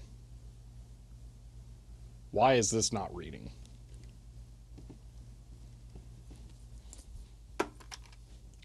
Brand new cap, okay, 180 UF. Are my batteries like problematically low and it's not able to work anymore? No. 180, that's in the realm. I mean, it's not a tremendous frequency for that cap probably. So we'd give it like 1,000 hertz maybe. Yeah, okay. So, nope, these caps are all just completely, totally screwed. Oh my gosh, I have never seen a power supply this roasted.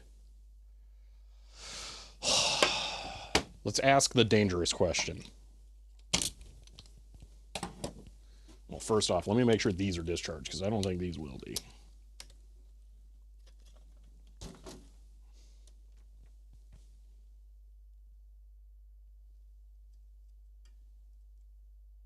Okay, that is discharged.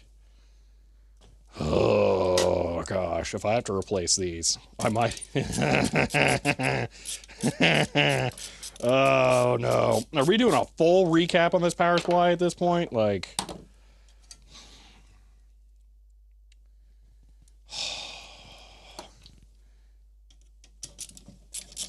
This is gonna hurt.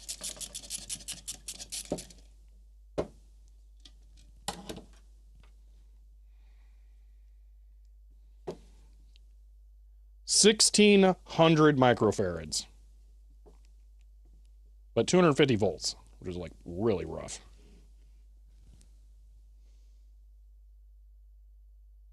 That's bang on. Finally, one that's good. Okay. Whew.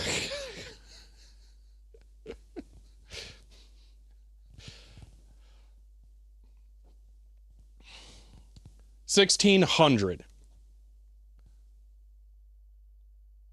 So that one's good.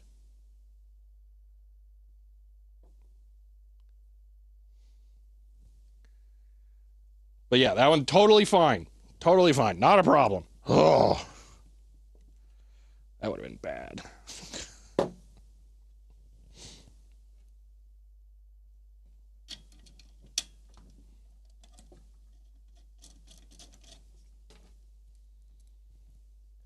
High volt caps never a problem. Yeah, exactly. Next, I mean, we got to be a little more patient about this. If I just start yoinking all the caps, it's going to be a problem.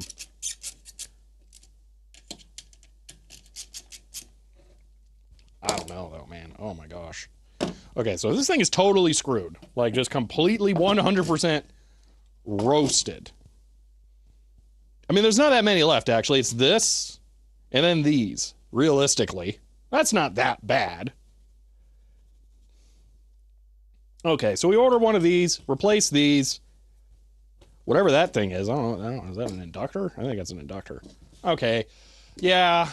You know what? Let's just I'll do that. So these are already replaced because those ones were like visibly blown up. Yeah. I don't know what I'm going to do about those because they're so tight in there. That's T2. What do you mean T2? Oh, that's a smaller transformer. Okay. That's what I've never seen one like that. Okay. Well, what's that then? So worth pricing out the equivalent meanwhile power supplies? No, it's not.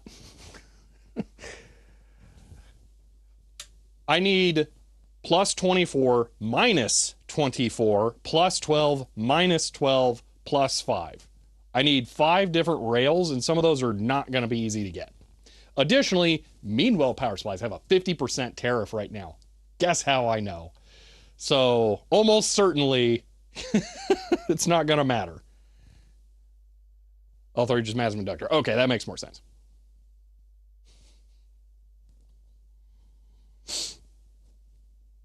But realistically, it's just, these are one more value over here, probably 550, 20 volt, 550, 20 volt.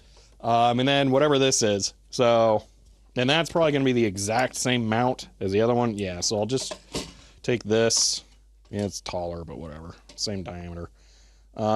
Scrap this. I'll just replace the numbers, whatever that is, and then we'll do this. I'm annoyed.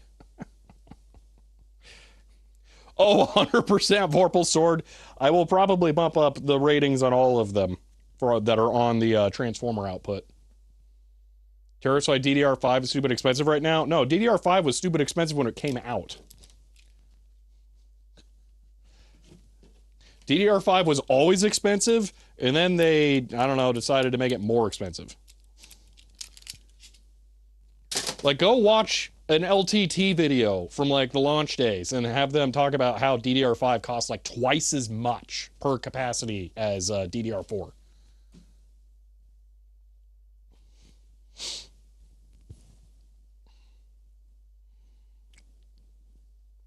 All right, well, I love how I spent as much on this scope as I will have spent on capacitors for this thing by the end of this.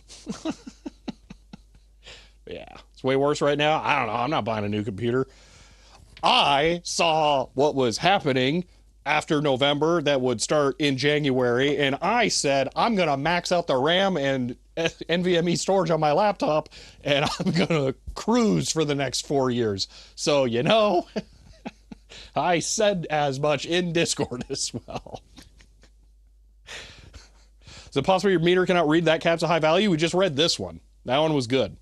This is within the scale of that, and these are less than that. So, well, no, these are slightly more than that. LEGO 100 has subscribed at Tier 1. They've subscribed for 11 months. End of line. John Lego, thank you for the 100 bits, or the Tier 1 sub. I saw your name and thought that was bits. Thank you for the Tier 1 sub, and for 11 months into the binary. There you go. Thank you so much. I appreciate that. All right. Bought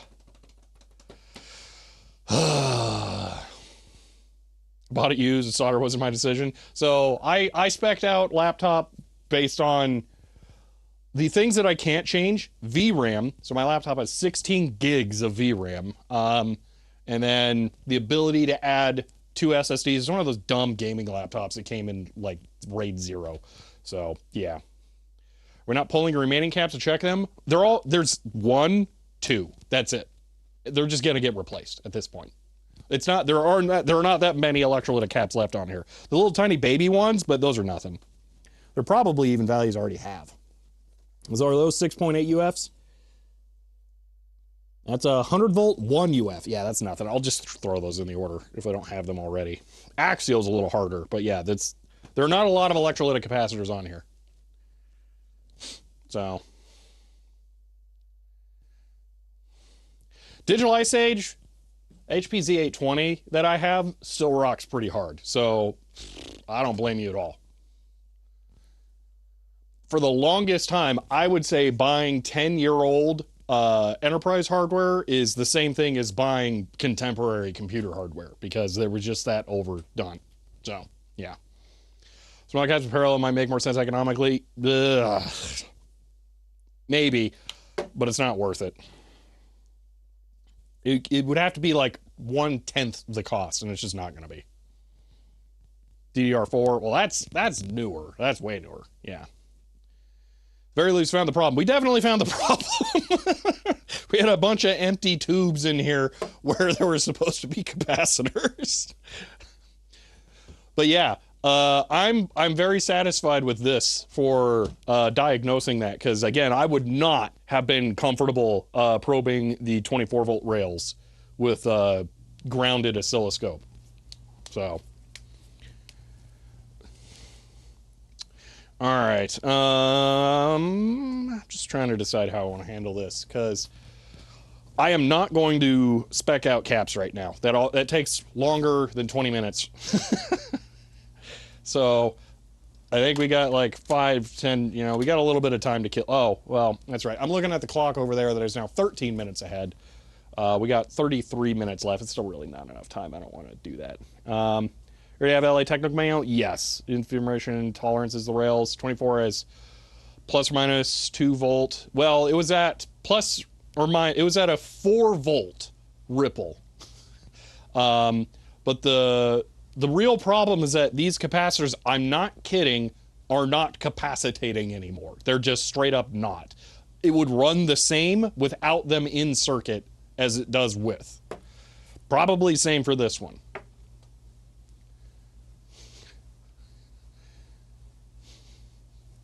Clock is 13 minutes. Incorrect. Sounds like torture. Yeah. It sucks to change. Because it's like way high up, and it's buttons, and it's really not meant to be used as a clock. It is a retail display meant to count down to the Super Bowl. But if you push one button, it also just acts as a clock. So every now and then I just reset it. Like when it gets to like 20 minutes out, I'll know that I need to reset it. What it's really good for is when I'm working like before stream, and I'm like trying to get something done, and I look up the clock and I go, oh no, I only got 10 minutes left. But then really, it's 20 minutes left. It's a lot better. What's the capacitance of an air gap? Yeah.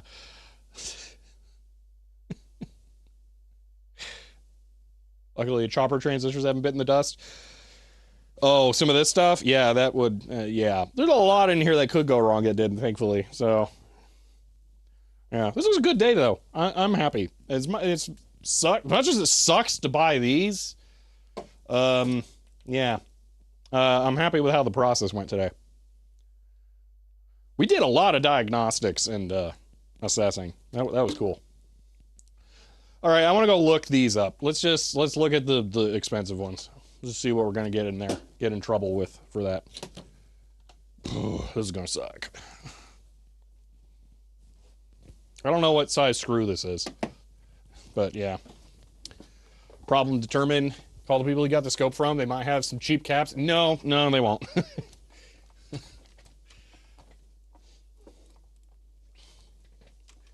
Super thrilled with that scope, though. Poot, no, I don't have any of the giant ones like that, and I'm not gonna order extra, because every time they're like different values, so it just doesn't matter. They're too bespoke to individual power supplies.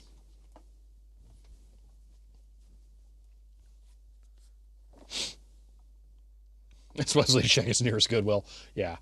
Is DigiKey down, or I just not have internet? Okay, aluminum electrolytic. Electric double layer wonky ones? Okay. Aluminum electrolytics. Remove the line from the screen. Okay, I don't know what you guys are talking about with the line on the screen.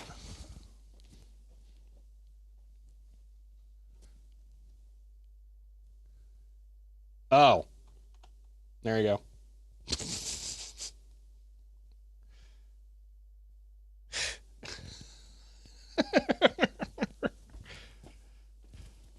Yeah, DigiKey's not working.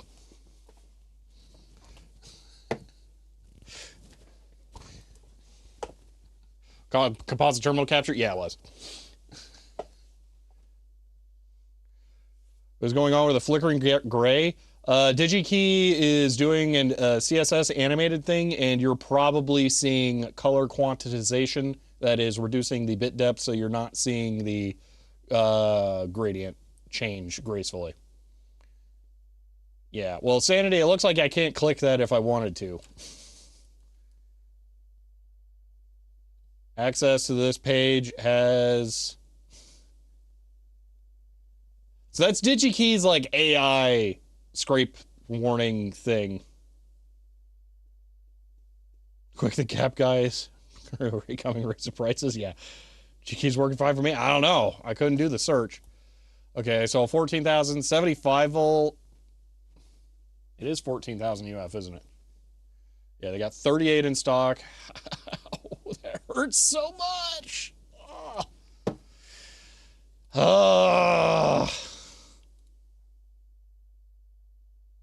Yeah, this is why I want to look. Does it come with screws at least? It better.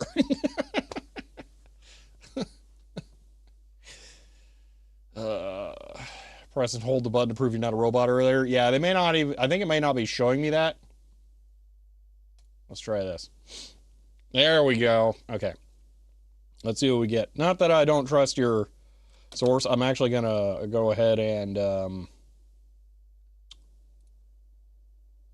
ahead and write that one down.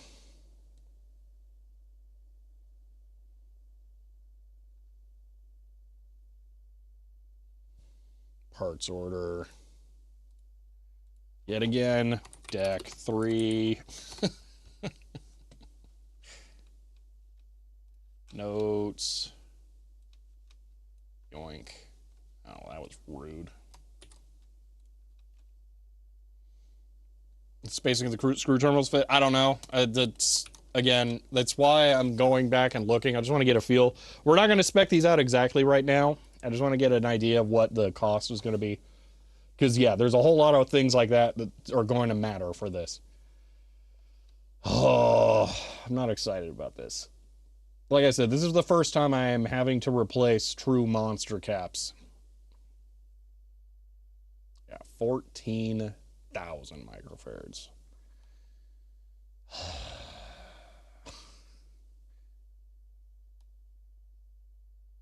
Yeah, ain't cheap, that's for sure.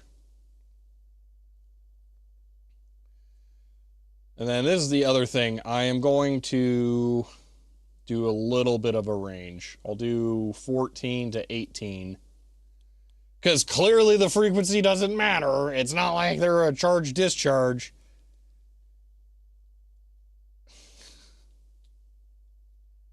So we could probably even go up to 20. I'm just going to do that. I'm going to do up to 20. Volts, we are not going to spec down to 28. We're going to minimum 35, I think. Let's do 35 to 70. In stock, not marketplace.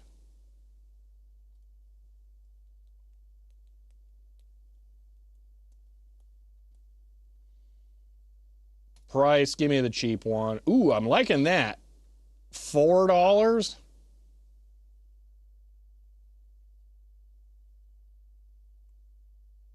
Tariff may apply if shipping in the United States. I mean, it's like, you know, not going to be that bad of a tariff on that. All right, so what's the cheapest screw mount? Why are there only 2? They need to buy 10 of them? No, it would be 1, because more would exceed the price. So it actually, I would buy 2, and that would just be it.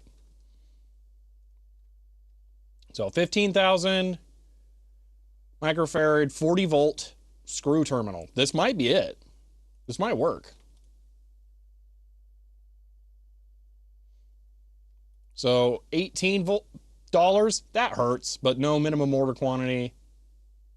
Just solder a cheap one directly to the PCB. I could.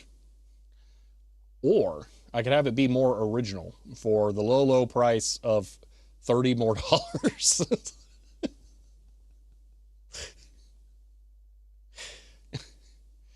Don't need low ESR in the PSU? Yeah, actually, maybe I spec them based on ESR.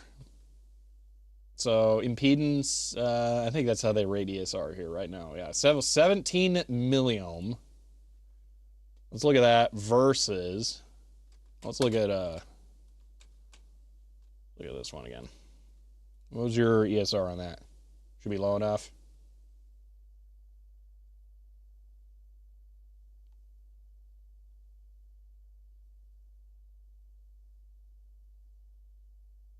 It's 30. So this one's actually twice as good as this one. This Kemet's probably going to win.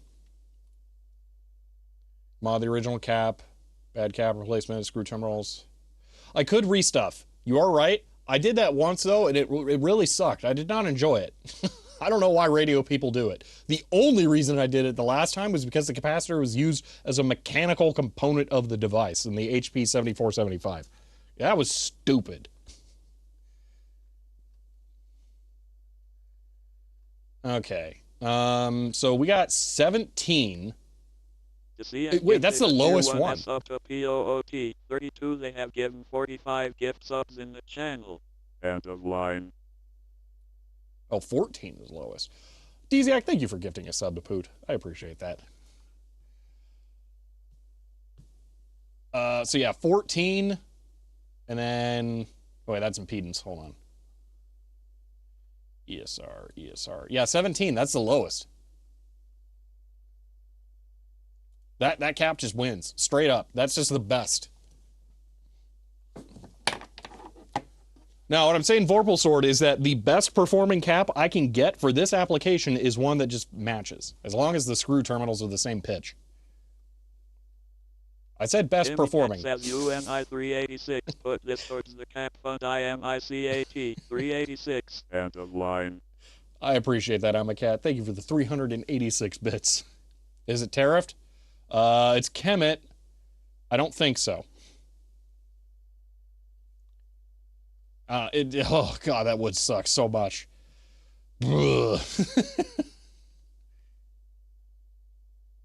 I can put the screw cap terminal thing, yeah, apply, see what we got. What are the temp specs? I mean, they're gonna be good enough. 85, but at 11,000 hours, let's be real, I'm gonna put 100 hours on it. At most.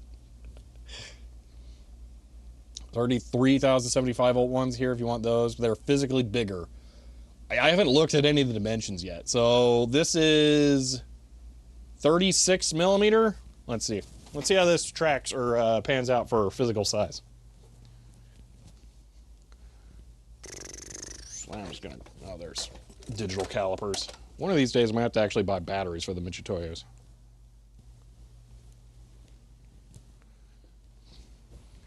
Well,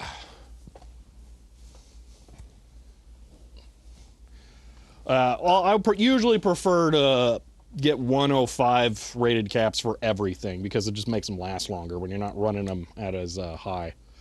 Okay, so this is 35 millimeter diameter, so 36 is perfect. Height doesn't really matter. So lead spacing's 12 millimeter. This is 12 millimeter. I think these are it. I think these are a drop-in replacement. As long as they come with screws, then the screw pitch doesn't matter either.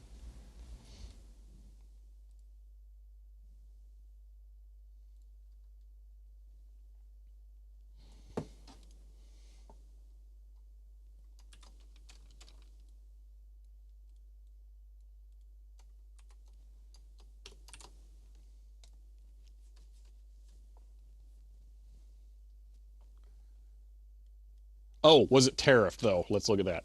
Not tariffed. For some reason.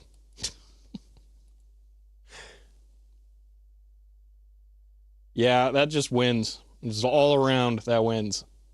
It's really close to the original spec, not that it matters. Gonna spend an extra $30 for the screws? It's not just the screws. These are the lowest ESR caps. They are an insanely high rated life. They are extremely high ripple current. They're really good caps. So let's just look at the first one, Rubicon here. That's within the spec range, okay? So 3,000 hours, half the current rating, and ESR, they don't even bother listing it. Let's look at the data sheet. ESR, and they're showing impedance. Well, if we just substitute impedance, it's like ohms.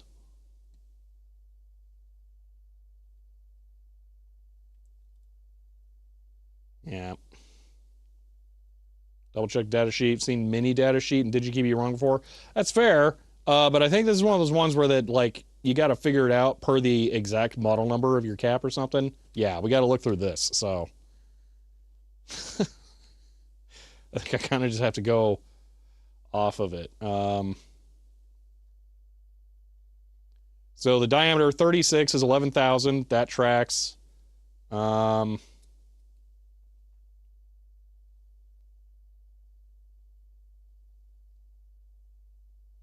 This Totino pizza party wasn't here either.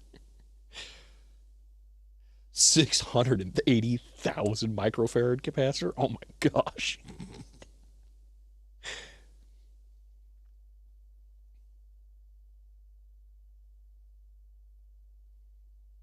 Where's the ESR even rated?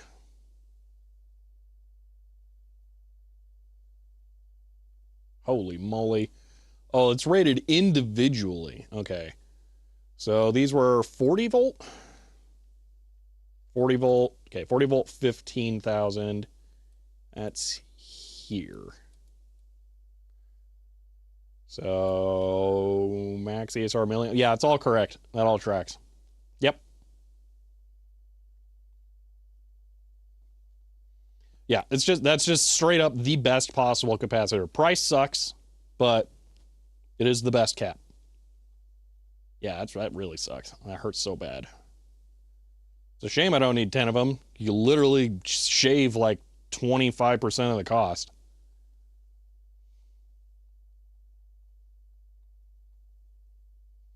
Anyone else on any DECWriter 3s? You want to go in on buying them? What about the three-legged one? Yeah, I'll do that later. I don't want to deal with that right now. This is the worst one by far. The three-legged one is gonna cost like $3. It's not gonna be that bad.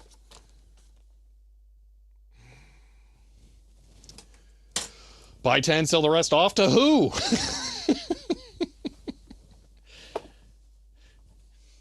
If you didn't buy the scope and only the caps, total was cheaper? Yes, but I wouldn't have... How would I... Here's the thing. How smart of an idea would it have been to use a wall-powered scope to measure the positive and negative 24-volt rail on the DECWriter? Because the thing that made me zero in on these caps was the 4-volt ripple on those rails. I think it would have been a very dumb idea to try and use one of my scopes on that. So I think you'd need a differential probe. Yeah, essentially, that's what I'm saying. So I needed a different tool to be able to do that diagnostic or to measure differentially. Yeah, probably would have been fine. They look to be isolated enough, but we'd have wanted to be sure of that first. Yeah, Fluke could measure the ripple if set to AC. That's fair. I could have done that. Yeah. Cut ground, use isolation transformer. Yeah, I don't have that, so I would have had to buy one of those, and I know that's not cheap either. Save the cost of a new scope by buying a new scope.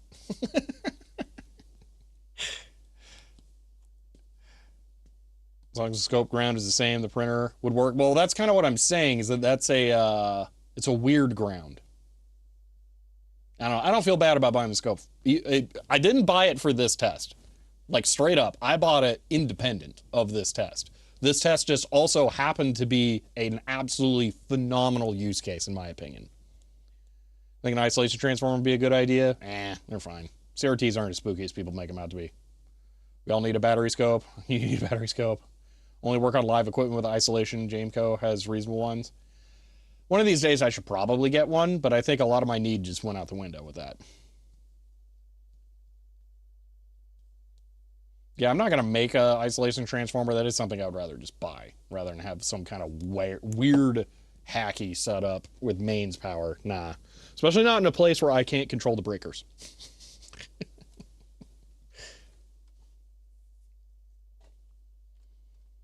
All right, I did mark down these caps so I can order 2 of them later. Ugh.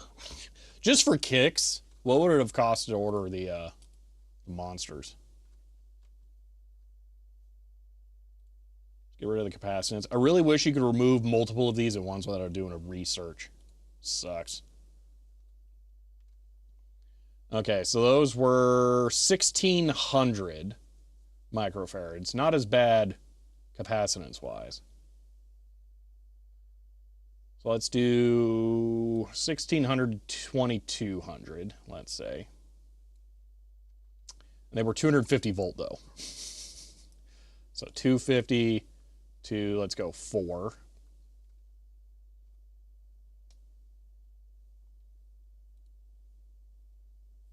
What are the odds you would even have one of those? Dude, I was looking at the photos of that step down. T2 SDE have joined. End of line. T2 SDE and Raiders, hello and welcome. We just spent the day using a new portable oscilloscope that I bought to diagnose a DECWriter 3 that I'm working on. It turned out it had bad, gigantic capacitors in it. This is meant to be 14,000 microfarads. It's from 2013. I'm a cat. It's new. Compared to everything else I own, that's like right off the factory floor. Anyway, it's 14,000 microfarad capacitors measured at like 90 nanofarads. They are roasted. We measured 4 volts of ripple on the power supply of the device, and that was 4 volts, not millivolts or, you know, hundreds of millivolts, 4 volts of ripple. So that's why they're like blown apart. I've spec'd out new caps. They're going to cost me $18 each. That hurts, but it's going to be worth it. And for giggles, right now I'm trying to look up how much replacements for the main side capacitors would have been, because these things are always just so expensive. So cheapest possible would have been 10 bucks. Now let's do screw terminal, stud mount. Let's see what that looks like. Swears at eBay. That's me with the Sony Vaio this morning. $31. That's what it cost. Would have cost to replace those. So glad I don't have to do that. What were you saying about the step-down transformer photos? Oh, I happened to be looking at those. I forgot why I was looking at my old photos, but I was looking at those, and dude, they were so bad. Like, I cannot believe that that thing was sold. It was probably donated to Goodwill because it didn't work, and I bet that that saved someone's life. Is it 110 only supply? I don't know. It might be 110 only. I don't know. Those are for 400 volt caps. Those are the only ones that match the restrictions. I'd probably have to bump up the voltage allowed to let any more through. Big variety pack of Rubicons, way cheaper. Where? I want that. Where do I get that? Is there like a cap kit on here that I can get? I am down for that. Excuse me. Sorry. One of my goals right now is to just buy more capacitors. If there's like an E-series kit that doesn't cost a ridiculous amount, I'm super down for that. These are different because they're like the monstrous power supply caps. So that's why they cost so much money. Gonna add this unit to CapsWiki? Probably should, but we'll do that later. Because I've done this as like a kind of weird, like one at a time.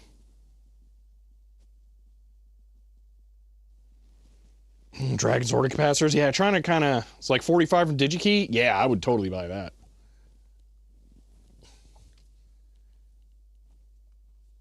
Capacitor. Let's just see. Do I have a capacitor kit? Capacitor kits. Let's look at this. Aluminum. Is this aluminum? Is that what we do? Yeah, aluminum. In stock. No marketplace. 52. Okay. Why are they so big? Because they are extremely high capacitance. That's why. So there's a Worth kit. $136. Look at that. It's a reasonable one. Yeah, I'll look at the isolation transformer.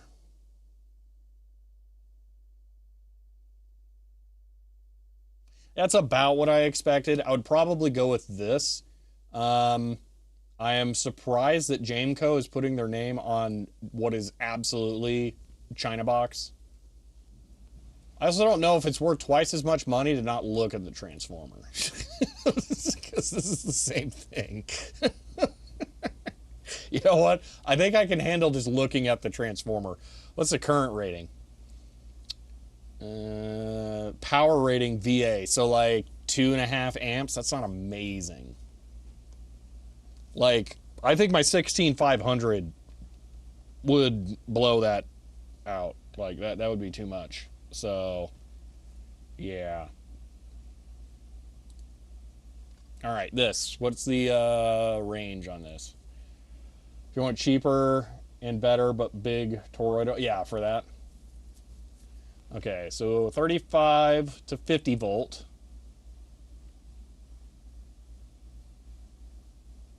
$40 to put it in a box. I know, right? They're gonna ship it in a box. All I gotta do is cut holes in it. Got 35 UF to 1200 UF.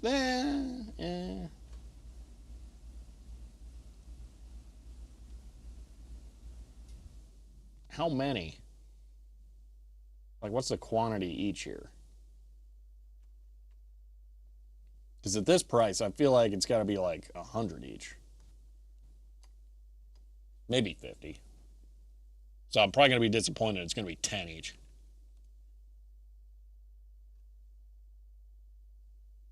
Sorted per value. 4 pieces. I mean, I think that's 34 values. Quantity arbitrary? Yeah, really.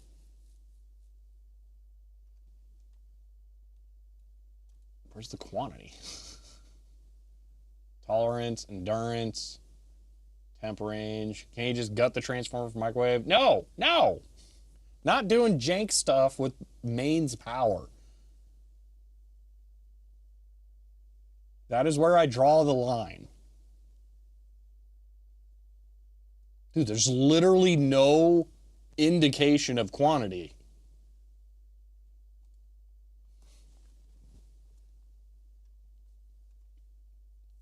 Again, though, I don't have access to the breakers. So if something goes wrong, that's bad.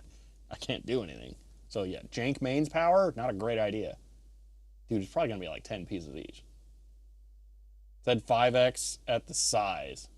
Size? Where are you seeing that?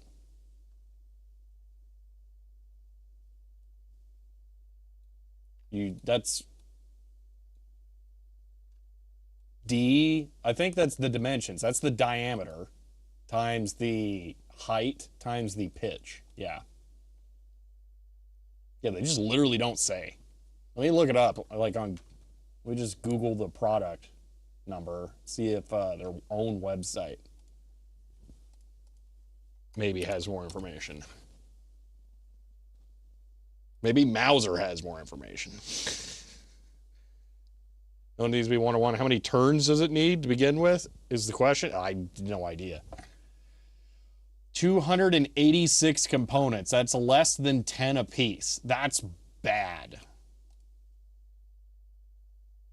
That's not acceptable. I will build my own kit from scratch before I buy that. Because I'm throwing the box away and putting them in the drawers anyway. The box gives me nothing. The organization gives me nothing. What I need is value of random stuff. So Rubicon kit. You know what? I'm actually going to sort by cost high to low. Because I want a lot of capacitors. So let's ignore Worth because they're cheapskates. Cornell. Okay, let's look at this. That's SMDs. That's not bad, actually. I don't have a lot of SMDs. You get a cap kit from eBay, but then they're garbage. See, the thing about this is I can spec the brand at least, like Nichicon. I would not have a problem with getting a bunch of Nichicon caps, although those are all gigantors. We don't want that. That's not useful. 56 to 560. Yeah, but they're all like 800 volts. 450 volts, yeah. Work through long life. Free refills. What?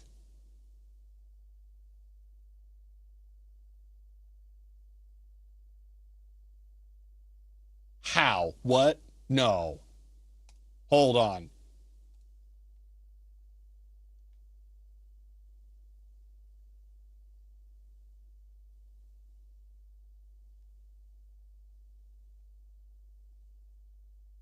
I'm about to drop $1,000 on capacitors to have like a subscription lifetime service to free capacitors. What are you talking about?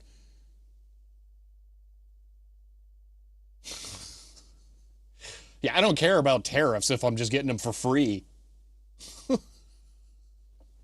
Hold on. Brings a whole new meaning to yeah, it would absolutely be worth it to me.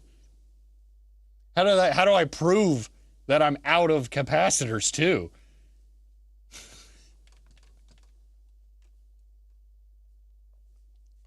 Because like, what if, you know, once a month I just email a rep and like, hey, I'm out of this one and I'm out of this one and I'm out of this one. Please give me caps. And in reality, you know, I'm just filling my drawers from the boxes. Like, you wouldn't get them for free if they get tariffed every time. I don't know how that works with gifts. Wait, I can just request a sample of the box. Oh my gosh, it's the hack. We request one sample of the boxes, all right? And then we ask for free refills on the samples. Dude, free refill. What the heck?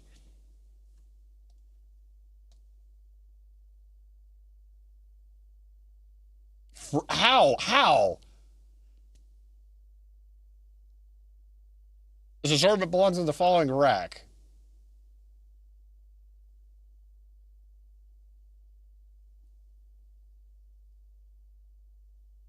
You have to return some of the used ones that were replaced. I mean, maybe?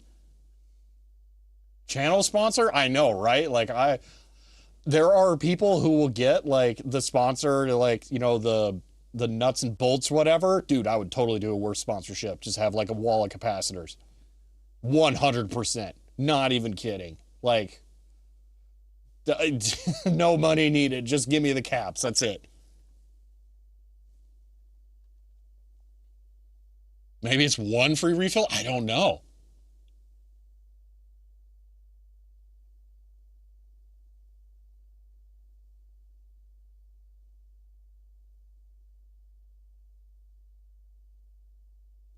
It's gonna taste better on tap, yeah.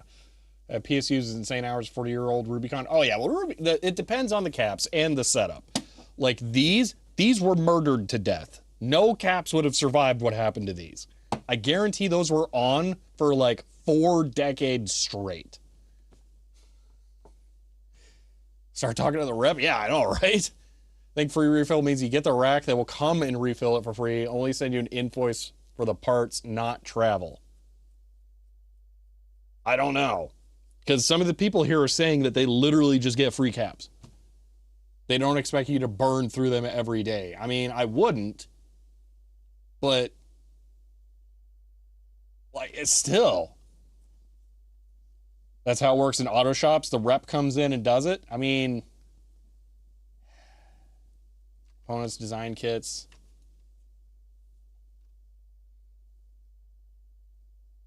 So is there more information about how this works? Dude, I want this. I want this. Like just in the middle of the office. See what you use, restock it, and send you a bill. Okay, well, I don't think I'm going to have someone coming into my office to do that. It's going to be quite the plane flight. As you can tell here.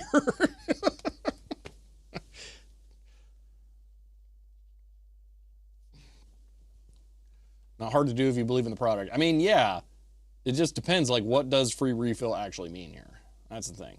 If free refill means some dude comes in and looks at the stuff and tells me what I need, that's not that useful because I can do inventory management. If it means that I literally tell them, give me these, and they go, okay, then that's different. Yeah, I might have to.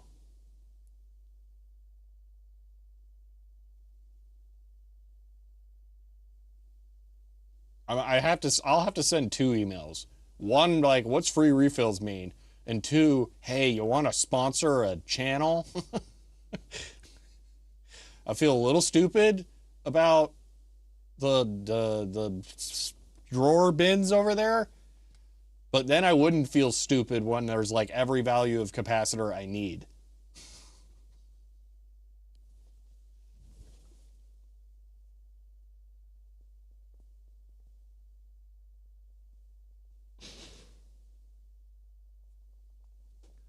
Lifetime free refill guarantee heavily a few years ago. I'd want to find out something that isn't a video or social media post about it. Yeah.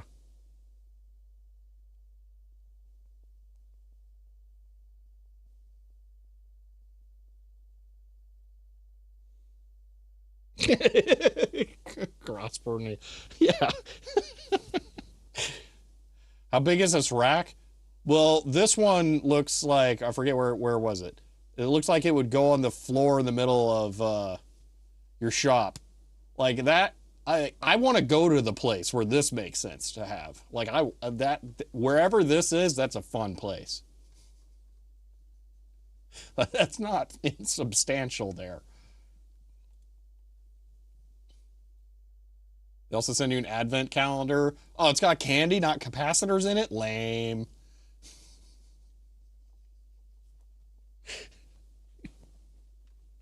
All right, I'm taking a note of this. I want to have a motor in that bottom to just rotate around. Yeah. Yeah, it totally looks like Ace Hardware 1. You have this rack at work? I'm jealous. I want one. Not caps, that's also how the hardware store racks at Ace Hardware. Yeah. Yeah, who wants screws? Who wants screws when you could have a rack? I can order a sample of the rack.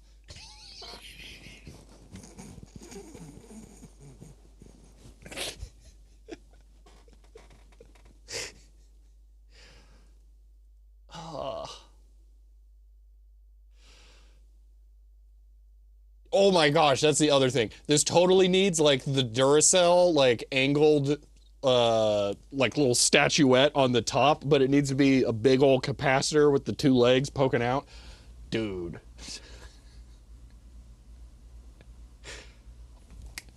Even better, it needs to be that, but then it needs to be a Jacob's ladder, where between the two the leads, the anode and the cathode, that's got the electrical spark going out.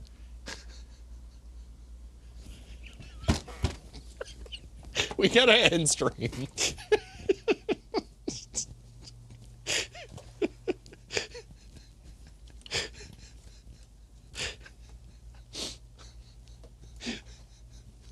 A swarm of dead insects says chipping in for the rack CHER 101. End of line.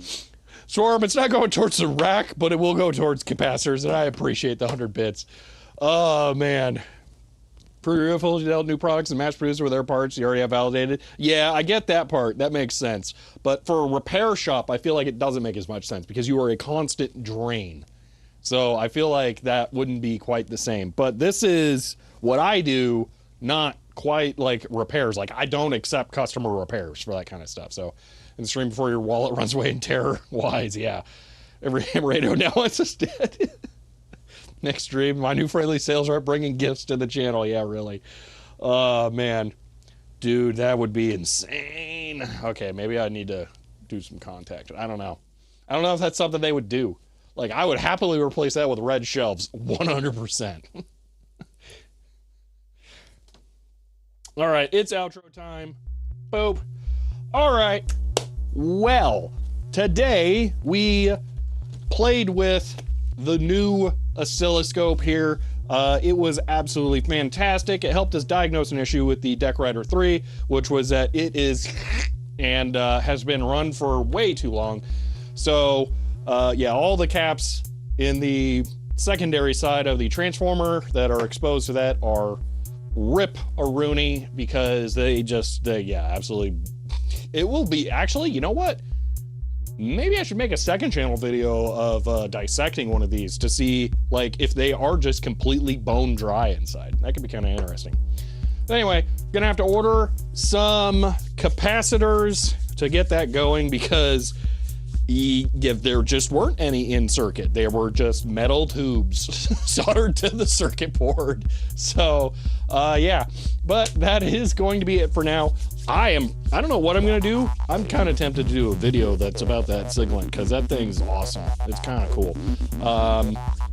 Yeah, that's going to be it for now. If you guys enjoyed this video, you may want to follow the channel to be notified when I go live again next. If you want to help support the channel, you can find me on Patreon or get a shirt like this one. But that's it for now, and I will...